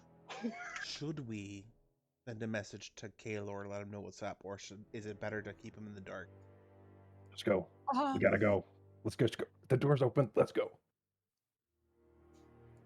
I like the fact that this bar dude is with us. He's like, guys, are we not looking? Random is like, excuse me. Is he gonna follow? Do you guys inform him, or he's like talking with the other citizens? Are you gonna ask him, or? Also, Jesse, would I still be under the influence of that last save that I did? Yes. Okay. Because he's a freaking dragon. What do we do? Are you going to tell Andam Feifel? Yeah, I mean, we'll tell Andam and give him the choice of whether he wants to come or not. Yeah, I want to give him that choice, but I'm also like, I am panicking now. A dragon, you say? Huh. I mean, haven't really met too many dragons. Is he going to eat Kaelor or something? With our luck, Probably. Knowing this family, This one tried to fuck one once, and I point to Kurtz. All right, listen. I will make sure that your escape route is unhindered. I'll be over here, and if you do come out in a rush, I'll be sure to cause a distraction, and then I'll catch up with you down the road, okay? we definitely won't teleport out without you later. I can watch my own, thank you. And Well, he wants to be here anyway because this is where his stone is. and you guys bolt it. And as you guys bolt it down this trail, I'm gonna need you all to make what would it be? Who's going first? That's the question. This is a narrow hall. Who's going first? Not me. I am squishy. I'm still absorbing all of this information like a sponge, but I know my Are we assuming Morrik's with? Yes, yes, you are. I'm gonna go first. Yeah, I was gonna say, Right. Kurtz is the one who opened the door. Then I'll Kurtz, be behind perception Kertz. check. Somebody can be behind me. That way, at least 3 people I'm gonna can be get my behind Elora. All right, Perception perception check. Do you have a light source or dark vision? I can light up a torch. You light up a torch. It goes When I out see him maybe light up a 10. torch, I just push in front and I go in front. All right. You go in front. Give me a perception check, Sporelina. Guidance.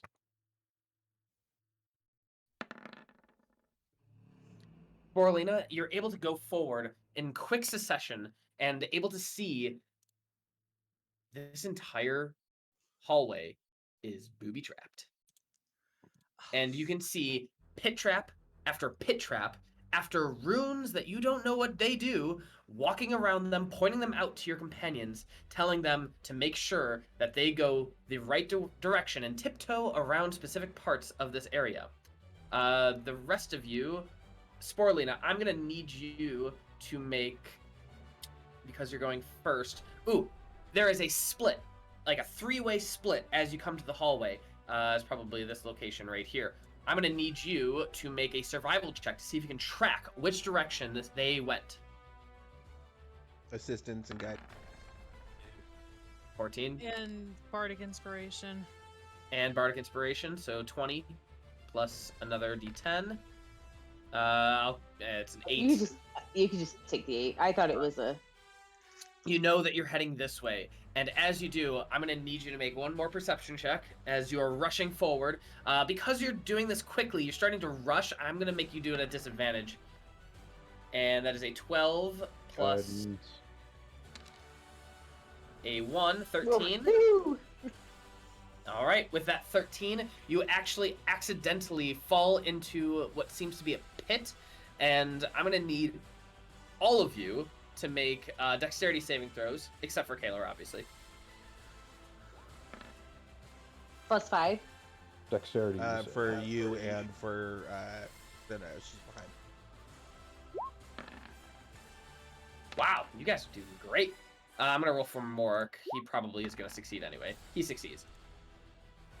Wow. All of you take half damage, which is 5. You fall into a pit, and as soon as you fall, you stop, but you don't take any damage. And you're like, what the hell?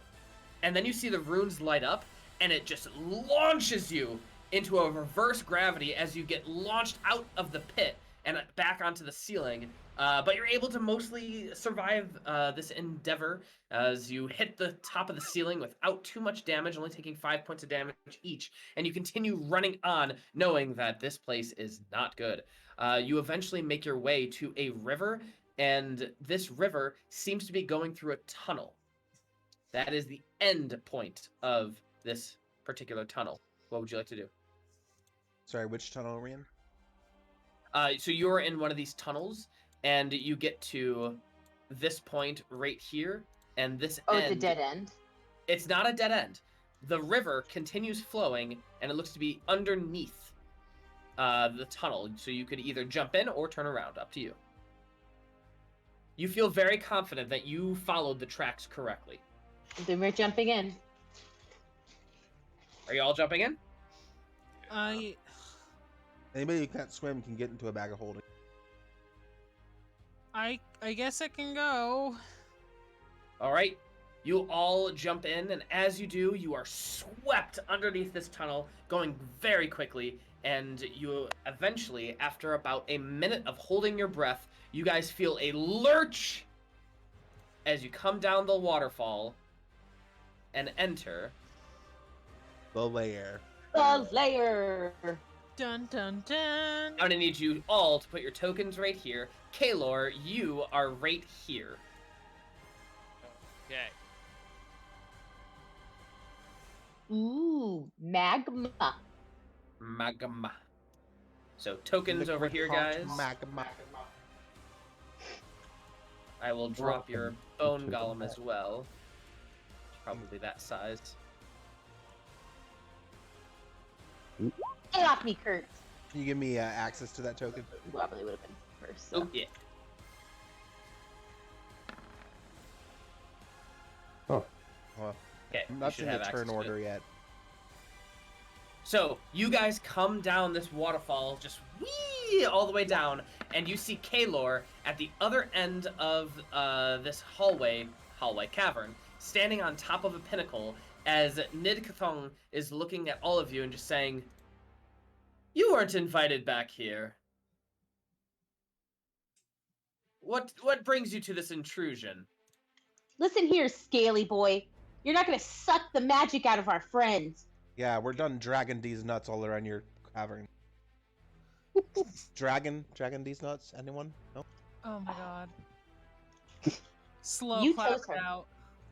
yeah, better than the last time I tried flirting with a dragon. Just gonna If it- slow clap that one out.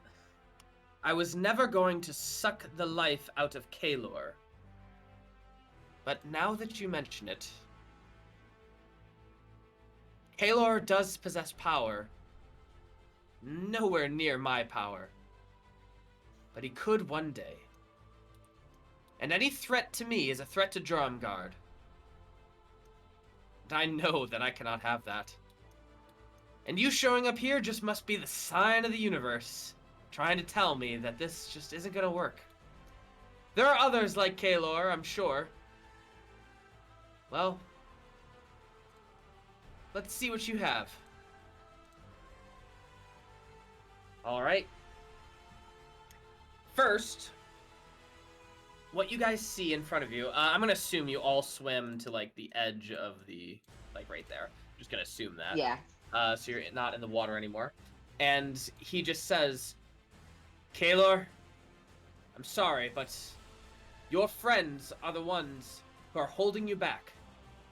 If you would have let them go, you could have been great. Even greater than what I have become.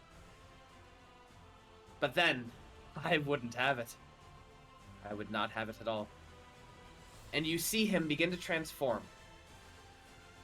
Getting larger and larger as his skin turns black. And then you see specks of light coming out from all parts of his body until you see the brightest light in the center of his chest as he becomes a gargantuan creature, and you see in front of you the ancient void dragon known as... Oh god, we're in trouble. We're dead. We're CPK. so dead. Hey, Kaelor. Since you're so fucking low in the initiative, could you please, for the love of God, level up to level 11? He hasn't leveled up yet! What? I have. Oh god Oh damn my it! god! All right. Yes, Awesome. Yes, we'll go do this now. Alright, for its lair action, the dragon negates natural gravity within its lair. Creatures drift 10 feet away from the ground over the course of a round and are restrained. Flying creatures, yada yada yada, flying and levitation has something about it. This effect persists, yada yada. You are all floating 10 feet above the ground and are currently restrained. Alright, Cinna, you are restrained. 10 feet above the ground, you can probably see over this little pillar thing now. What would you like to do?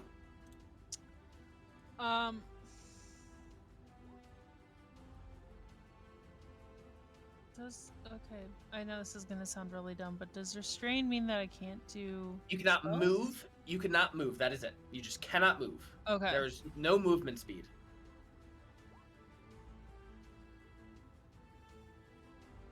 Oh, drop Morrik down. Jeremy, you want to take him? Or does someone else want to take him? I can take it. All right. God, Morrik. All right. Well, this isn't gonna do much, but I can try. I'm going to cast Witch Bolt on this bitch, and I know it's going to fail. A natural 20 probably doesn't fail. Damn! You are concentrating, and you see your brother who is taking on this ancient void dragon. What do you say when you cast this spell? No one gets to kill him, especially not you. Roll that damage. I thought you were going to say but me. No, especially you. Holy balls, that's a lot. All right. 55 damage. And you are concentrating. Very nice. Anything else, Cinna? Any bonus actions? I am going to cast Bardic Inspiration on Kaelor, because he's going to need it. All right.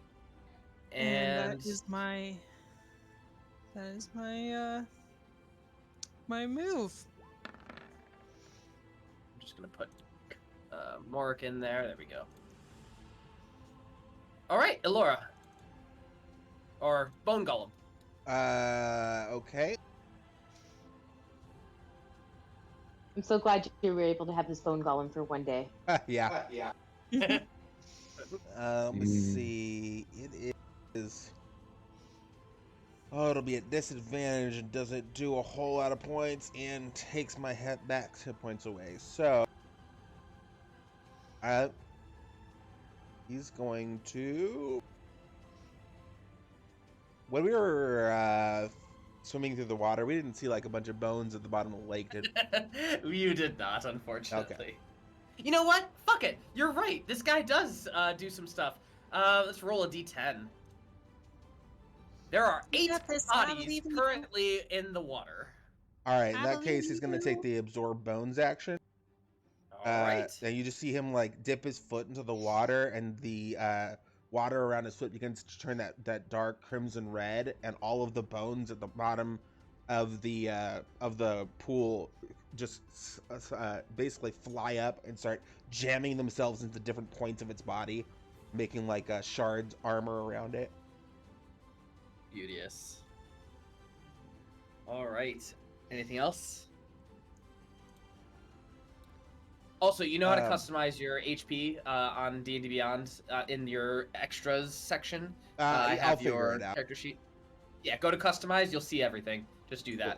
Cool. All right. So go roll. You can roll 8d6 whenever you get a chance. I did. It's taking a minute. Gotcha. At the end of the Bone Golem's turn, the Ancient Void Dragon is going to take a legendary action. Let's see. It is going to first teleport. Hold on, really quick. For its bonus action, it's going to gaze at the dragon. Sure. It's a Wisdom saving throw, DC 50. This is a +9. That is a 29. Yep, that'll save. It's good. The dragon's going to teleport right here. Right there. There we go. That's better. All right, Elora. I'm gonna fuck this guy up. He just came into my range, bitch. Yes, he did. All right. In that case, we're gonna go ahead.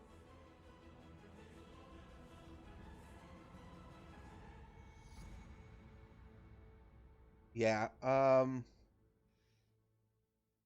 don't know what kind of damage this thing does. Fuck it. We're just gonna start whacking at it, and we'll see what happens.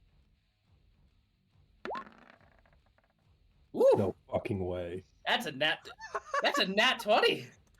Wait a minute. Oh, this is about to be a very short fight. Well, actually, he's got layer action, so you can't cut off his head. Yeah, I'm just gonna do a bunch of damage to him. Yeah. Oh no. I love this. Oh, the Damn second one's not going dragons. to crit. Yeah. They don't have advantage. 21, 22, 28. And we're And then gonna, it's I think it's 66 extra damage or 68. let me just or check the something. Vorpal real quick. It will be 68, which I can roll here. Sure. Then I'm going to tap in some tattoo. So the first one will be double. So 28. And then for the second hit, and fuck it, I'm not even gonna give this guy a chance. 2 3rd-level smites on top of that. Okay. The first One of them is first one is doubled, correct? First one's doubled, yeah. So 36, All right. 36. and then another 9. That was a shitty roll. All right. You just dealt about 159 points, I think. Sweet. Jeez, Pete. Dude.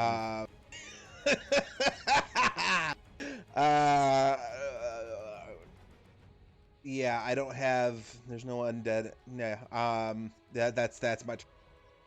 All right, the Ancient Void Dragon's gonna do the Void Slip. I'm gonna need you, all of you, to make Dexterity saving throws, DC 21. +5 to Kertz and Morrik. Actually, it's a 10-foot, so everybody besides Everyone. Kaelor. Oh God. Dex save, you said? Yeah. Dex I save. gone done fucked up. The game is saved. All right, 21 or higher is a save. All of you Jesus. fail. I'm gonna need you all to take 48 points of damage. What was the save? Ouch. 26? 21. Then Kertz What kind save. of Oh, sorry. what kind of damage is it? I It did is save. magical bludgeoning damage. Okay. What was half? 24. I can't believe I saved. Congratulations, you saved. Kurtz boy, it's your turn. I'll stay alive for maybe one more round. I'm gonna do the most damaging thing I have. Or am I? I'm not. Summon Celestial at 6th level, right behind him. Oh, Cinna, give me a concentration check. I think you fail pretty much automatically. It's gonna be Curtsy boy right behind him. What there would you go. what would concentration wisdom? Yeah. No. Constitution. Yeah. But you have to beat a DC 28, which I don't believe you can Oh. do. So close. So close. So you are no longer concentrating. Okay. I was gonna say Alright. because that would be that would be +5, so it was 27. Well, no, hold on. It was 48, so it's 24 DC. 24. So that does save. You do save. Good job. Woo! All right. Kurtz, what do you do? I just summoned the Celestial. That is the end of my turn, but he gets to attack. Go ahead. 28 will hit. Sick. Nice damage. That is And wow. yeah, and he's going to give. I gotta make sure it's right. Nope, no one's within 10 feet. Never mind. 10 feet of the That's it. target. Yeah. Oh, no, it's at 10 feet of the Celestial. The Celestial can choose itself or Yep, another 10 creature. feet. 10 feet from the target. So that's going to be 6 to Elora. Nice. Thank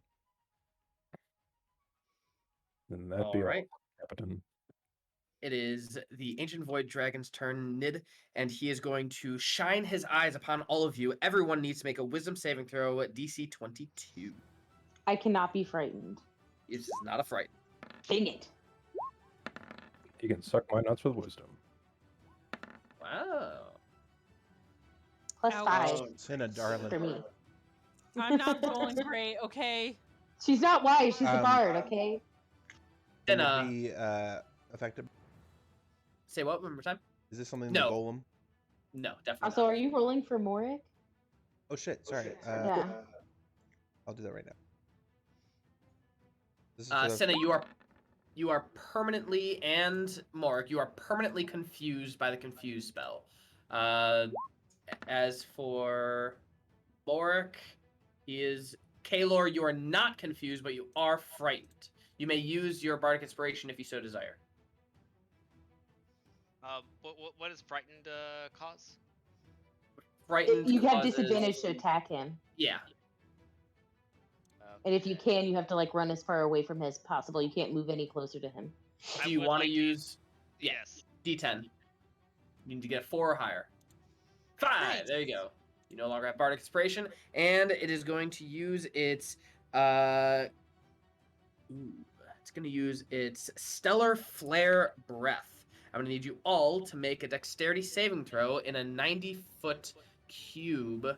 How's it going to aim it? It's going to miss Kaelor. So yeah, just you guys right there. Dexterity saves. Oh. Ah. Oh yeah, we're all getting hit. This is gonna suck. I might die. All right. Do we want to maybe save our Mark skins? just failed. So this is going to be fire damage first. So this first one is fire damage. And then the second one is radiant damage.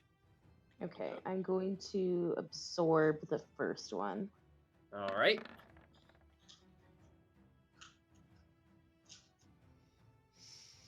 Oh, I am dead. Dead. Oh. Yeah.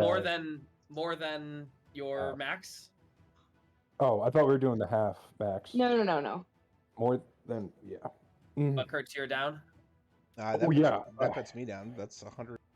That's more than my That max. would be Yeah, if that's the case, I'm also down. That goes Yes, over your max. So No, like that, the I have leftover- 103 max, and I was already hurt. So I'm just saying that, like, no matter what, that puts me unconscious. Okay, so you're unconscious, Kertz. Oh yeah, I'm unconscious. That was my full HP pool. All right. I was full.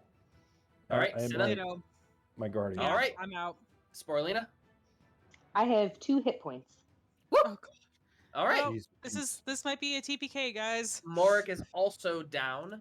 So Kaelor, what do you do or say? No, Morik's not down. He took half of that. He took half 50. Yeah, because okay. of Yeah, evasion. 50. Yeah, he's barely out. Yeah, he's got 13 hit points left. So Morrik will. What will Morrik do? Kaelor or Elora? I wish I knew. Let me see if he has potions. Hold on. He does not have them in his bag. If he does, rope, lanterns. Oh, those titanium thieves tools will come in handy. Not. Got the chain Battlestein. Yeah, that's just for attacking, though, right? Yeah. He does have Revivify in this, giving his spell storing, so that's good.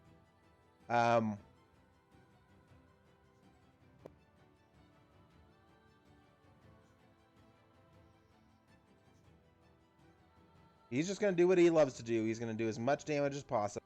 Why did you Sure. move me and Kaelor's spots in Tornado? I skipped over Morrik. I was next after Morrik, though. Oh, were you? It Yeah. switched on its own. It wasn't me. Okay, so bonus action Hex. Got it. declare this void dragon. I can hear myself on yours, babe. Declare the void dragon his oath, All right. and then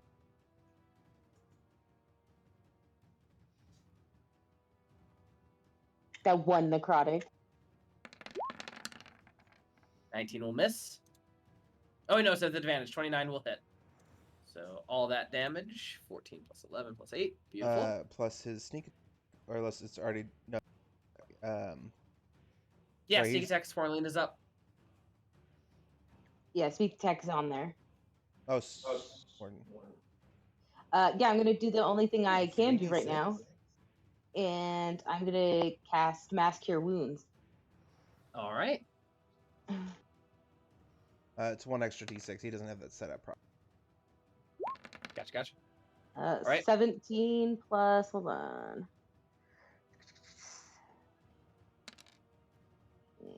Plus 4. So 21 for everyone. Okay. So everyone has 21. You guys are still restrained, by the way. 23.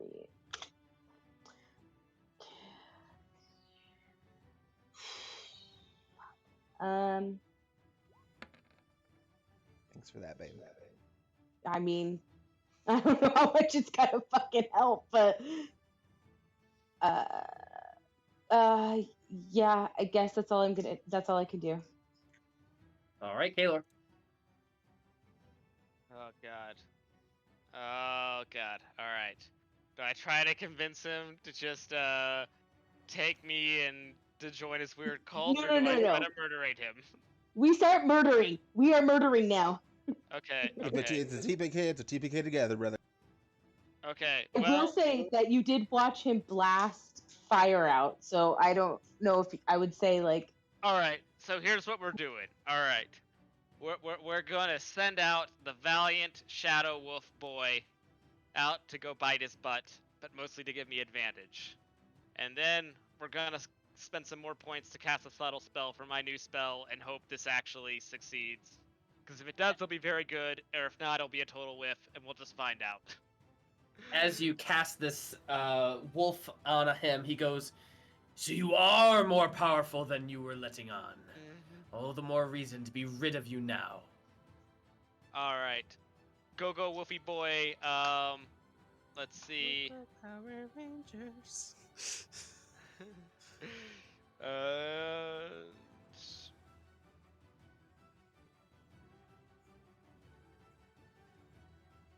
Okay, here comes the DM bite roll, because I had never figured out how to make it not do that.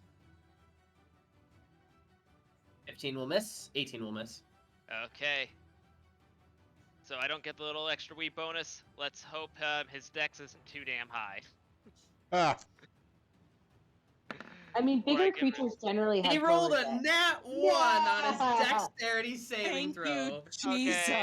Well, good thing. So here comes Disintegrate. He decided to save instead. And he's going to take half of that force damage, which he is definitely not immune to. Nope. What? I don't think he takes half. No? It's just is or isn't? Here, I'll throw up the spell. Yeah, go ahead. Force damage. Wow. No, it is not. So it disintegrates a part of the wall behind. Anything else, Kaelor? Oh my god. That's it. All right, well, he's back in his lair action, so the void is going to briefly overlap the dragon's lair in a 20-foot radius. Guess where that radius is going to be? That's right, it's over all of you, and that is going to be, let's see, it spreads between corners, etc. I'm going to need you all to make Constitution saving throws. As you drop those 10 feet, by the way, so you don't take damage, but you're now no longer restrained, but you are dropping. 24. 24 passes. It doesn't matter. What's the save? 21 or 22? I can't remember. 21. Okay. If you passed, you take 4 points of cold damage. If you do not pass, it is 9 points of cold damage. Cinnamoira, it is your turn.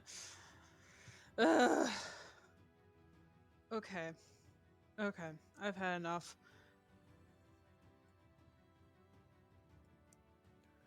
We're going to do, since it worked so well the last time, we're doing another frickin' witch bolt and 22 will hit. 17. That was your action as you blast it with your witch bolt of lightning energy. Anything else as a bonus action? Would I get an opportunity attack if I stepped away? Oh, you could certainly find out. Yeah, you will absolutely do that. Yeah, with that snarky-tude, we're not moving anywhere. Snarky dude. Watch your tude, sir. Bonus action, doing anything? I'm gonna give I'm gonna give Elora my another bardic inspiration.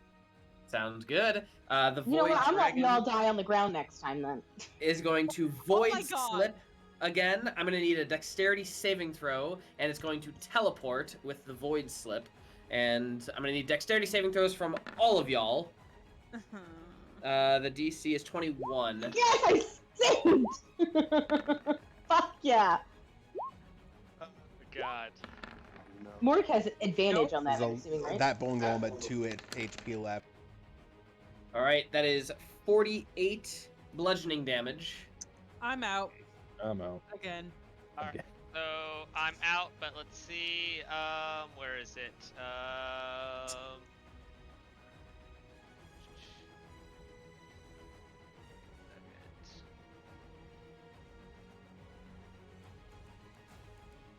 While you're thinking about that, Elora. Yeah.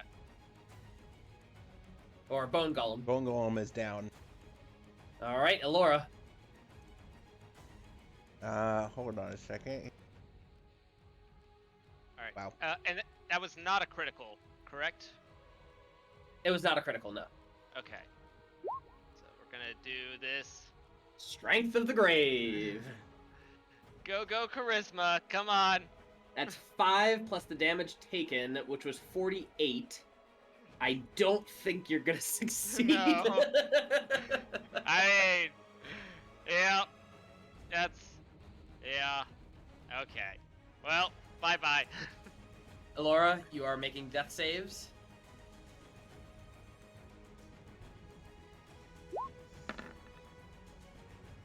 Oh, and Morrik, I that's- guess. That was on Morrik, so I'll just add. Why are you rolling a con save for your death save? It's just a d20. Well, then it was an 18, and then Morrik's was Okay. an 18 as well. Beauteous. Curtsy boy, death save, please. And Oh, let's roll a there we go. D6 to get the dragon breath back. He does not get it back. Mm.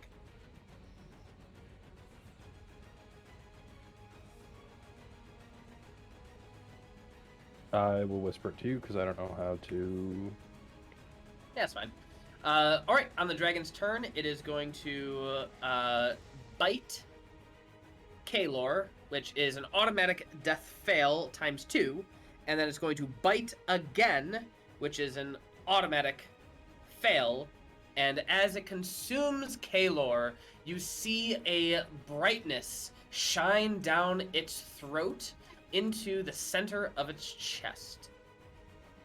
And then it travels this way and bites Sporelina, which is an automatic 2 failures. I am And- still up, so he can Oh, roll you the are? hit. Yeah, I sure am. Yeah, he just automatically hit Jesse. I thought she was down. That's an 11 plus 16, Jeez, man. Yeah, now I'm gonna be down. and that's No. 2d10 plus 9. Yeah, that's it. Yep. That's it. We're all... So All right. For brevity's sake, the ancient void dragon slowly consumes you all. Wait, we can still make death saves. Somebody can still get up. What are you talking about? Everyone roll your death saves right now, go. It's also gonna roll its breath weapon. You didn't get it back. Oh, I know, I'm just gonna do the next turn. So next turn, everybody roll this. Everyone roll death save, That's for me. and it's going to that doesn't work. consume Sporelina, then Cinna. If anyone gets a nat 20, it matters. I got one. You got a nat 20? You got a nat 20? All right, we're gonna go to Kertz. Kertz, you have a nat 20. What are you gonna do with your 1 hit point? Right before its turn. I can't use anything that can help us. don't we have like a? If you pour a fucking potion down my fucking throat so I can heal you. Dragon's next, though. Yeah. Oh. Yeah, fuck it. I'm gonna pour a potion of greater healing. All I right. have a superior healing. Oh, Give you have me one that of the damn supreme ones? superior. Yeah, we didn't use those. Oh, yes. I don't have that in my inventory for some reason. I don't know. We didn't use them because you showed it to the guy who gifted them to you. Yep, I have it written down. I don't have it in the inventory. What is that? 4D?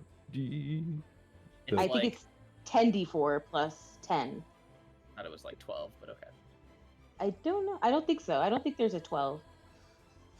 Let's look it up. Supreme. It's 10d4 plus 20. 10d4 plus 20. What it? Okay. Come on, Sporelina. It's beautiful. That is your action, your bonus action. Why don't you take another one of That those? is your action, and now you have a bonus action. Yep. Yeah. Yeah, okay. Bonus action. We're gonna suck down my greater healing potion. There you All go. right. Oh, are you kidding me? Oh boy. It is going to 13. not get its breath weapon back, and it is going to consume Cinnamoira. What else is it going to do? Or Aura of Madness on to Sporelina. I'm going to need a Wisdom saving throw, please. Still plus 5, I won't lie. You are good, Sporelina. And is going to... The one thing I got, baby. 2 bite attacks on you, Sporelina. That's going to be... Both of them are definitely going to hit. And these are plus 9. And so you have a 14 and a 19. So 14 and 19 points subtracted. Morrik, roll... I'm going to roll for Morrik just because... I think he's stable at this point. Sporelina, it is your turn. Okay. Hold on. Sorry, I have to subtract my thingy. Okay. All right. All right.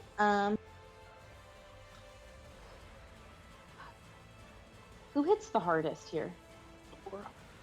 Elora. But it's a long time till my turn.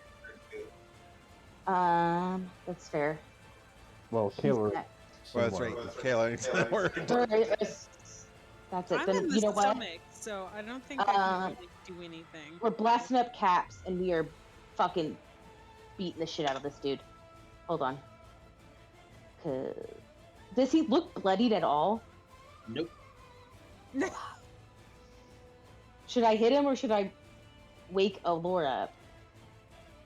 I have one success, one fail, so I ain't getting up otherwise. All right. We're casting heal on Holy shit! I get Elora. some from your sickle. You do. That's a Yes. 70 automatically? Yep. Yes, that's how heal works. Damn. 73 points to Elora. That was my action, and then... Fuck, I really want to get away from this guy, but I don't think I could take... I can't fucking take another attack from him.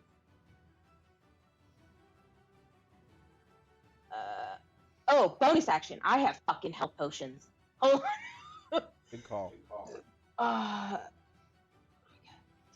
One. Hold on. I think I have another supreme. Fuck yeah. Okay, we're doing that.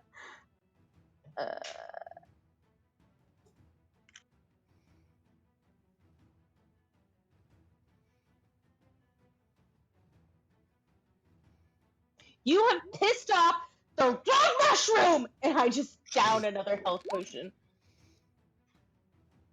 All right. Okay. As you do that, it is going to take another layer action. The dragon rips apart the fabric of space, forcing 2 creatures it can see within 120 feet. That's going to be Elora and Sporelina. Suddenly exist in the same place at once. Space itself repels the creatures to their original positions. Each creature takes force damage equal to... I did not move Takes this it, we entire don't- fight. So There's no save or anything? It knocked prone or take... Wait, what? Each creature takes this force damage and is knocked prone, or takes half as much damage as not knocked prone. Oh, strength save. There we go. That's what I need. Yeah. Strength saving throw.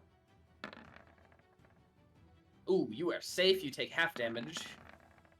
Kurt's not you. You're not subjected 17 to for this. Sporelina. That's not It's the a save. fail. wait, why? Why am I not? It was subject- only Sporelina Only and to Elora. 2. Yeah, it was only to creatures. 2. Am I not So a threat? 35. 35 force damage, correct. And you are knocked prone. Half and not for me. And half, and you are not knocked prone. All right, that was layer action and Elora. Oh, bruddy. Okay, ba-ba-ba-ba-ba-ba-da-da-da. We're gonna go ahead and Yeah, I just the only thing I do is beat the shit out of this fucking thing.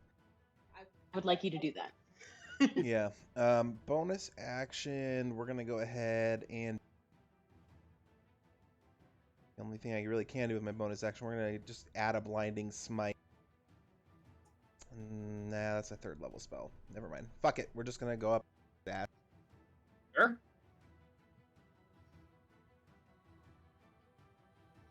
Can't even get into a flanking position. Okay. Yeah.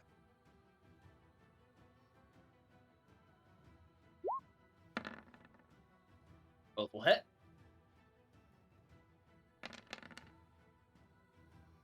And then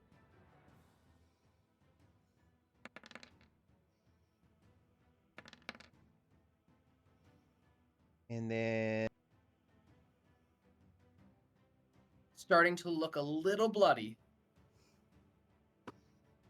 sorry, hold on. Fury tattoo. Oh, I should have been regaining hit points to this too. So that's fucked up. Okay. Oof. Well, that's shitty as balls. Okay, so I regain 20. Gotcha. He's going to take a legendary action to Void Slip once again over to this location. And I'm going to need all of you to make dexterity saving throws.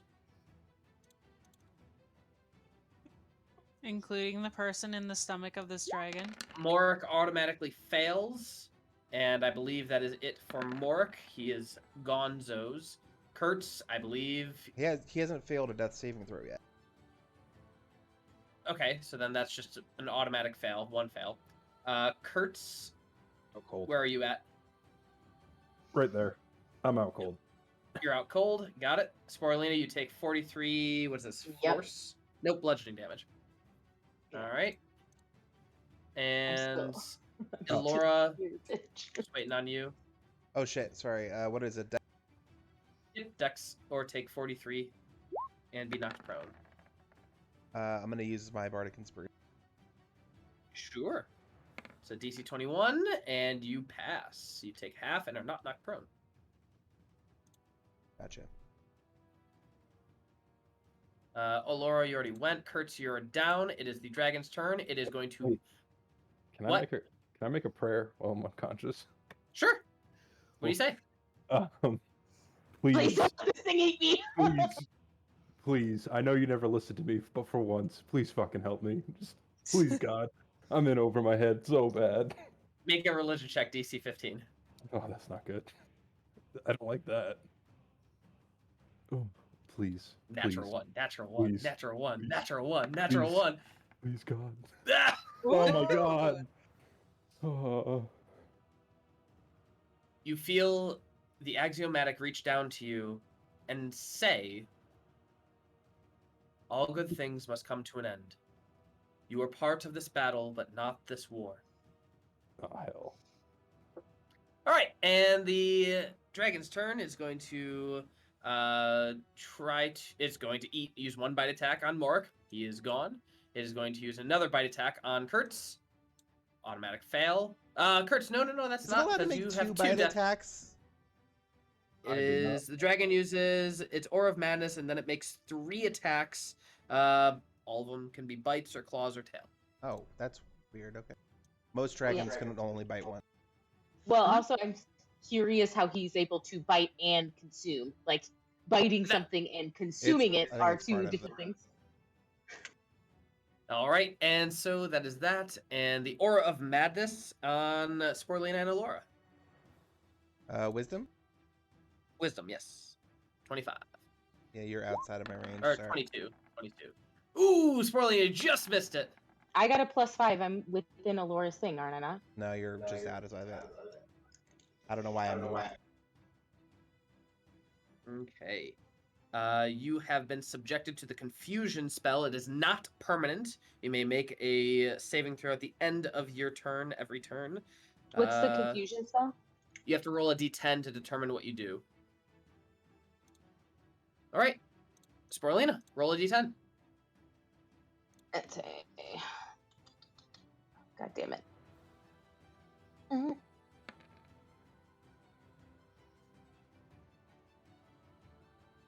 I've Yeah, died 3 5. times to dragons. The creature doesn't move or take an action on its turn.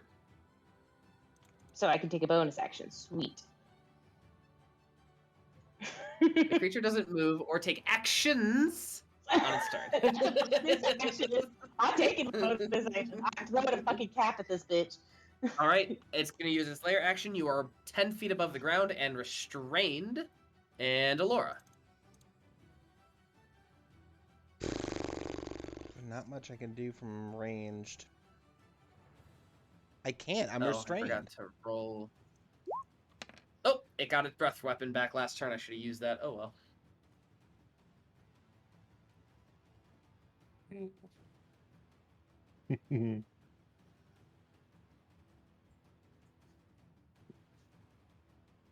All right.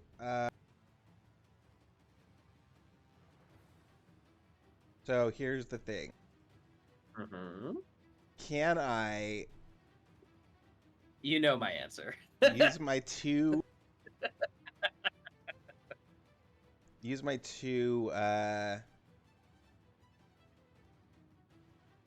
two attacks, throw my Vorpal Greatsword at it, grab my other Greatsword and throw that at it as well.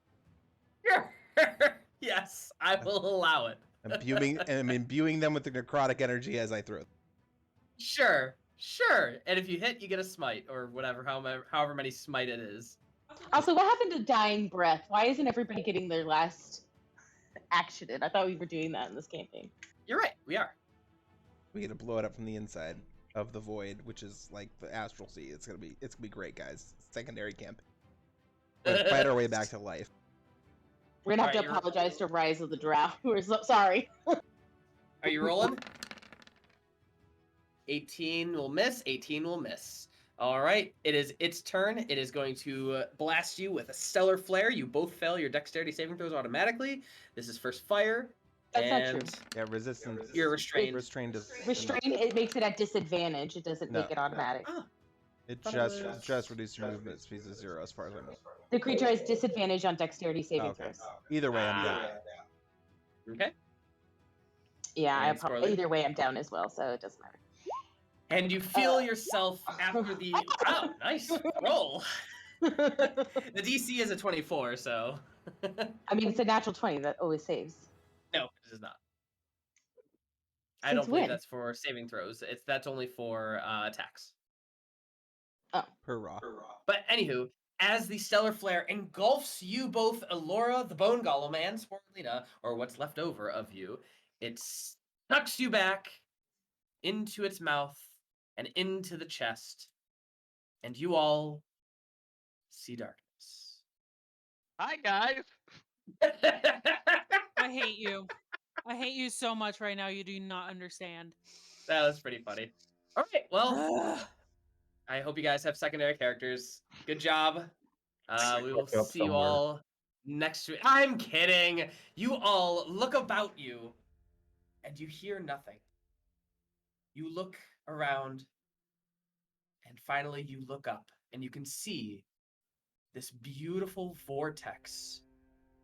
Darkness surrounds it, and a nebula surrounding it. You all feel some kind of a pressure on your body as you try to move, but it's so heavy on you. You feel around you, and it seems like some sort of a sand you are in. As you lift yourself up out of the sand, you look around and you are on what seems to be a platform. That's gonna... That Ignore Joe that. Dirt. Gee. Don't worry about it. And you look up, and this platform is all about stars that is slowly deteriorating into what looks to be a black hole. This platform goes on for quite some way, but it's hard to see in this darkness. And that's where we'll end the episode. Is that a goddamn Tarrasque? I think that is a Skeleton. goddamn Tarrasque skeleton. I This thing's consumed other gods. I would like to say I think we fucked up somewhere along the line. So I'm going to take a pillowcase out and I'm going to put a bunch of heavy coins in it, and I'm going to start beating the shit out of Kaelor. Gonna take my bedroll and just replace all the fluff with copper pieces. Well, thank you all for joining us to the Laughing Lich Corporation. I hope you all had a good laugh, and hope to see you next time. Jeremy, see us out. Ba, ba, ba, da, ba, ba.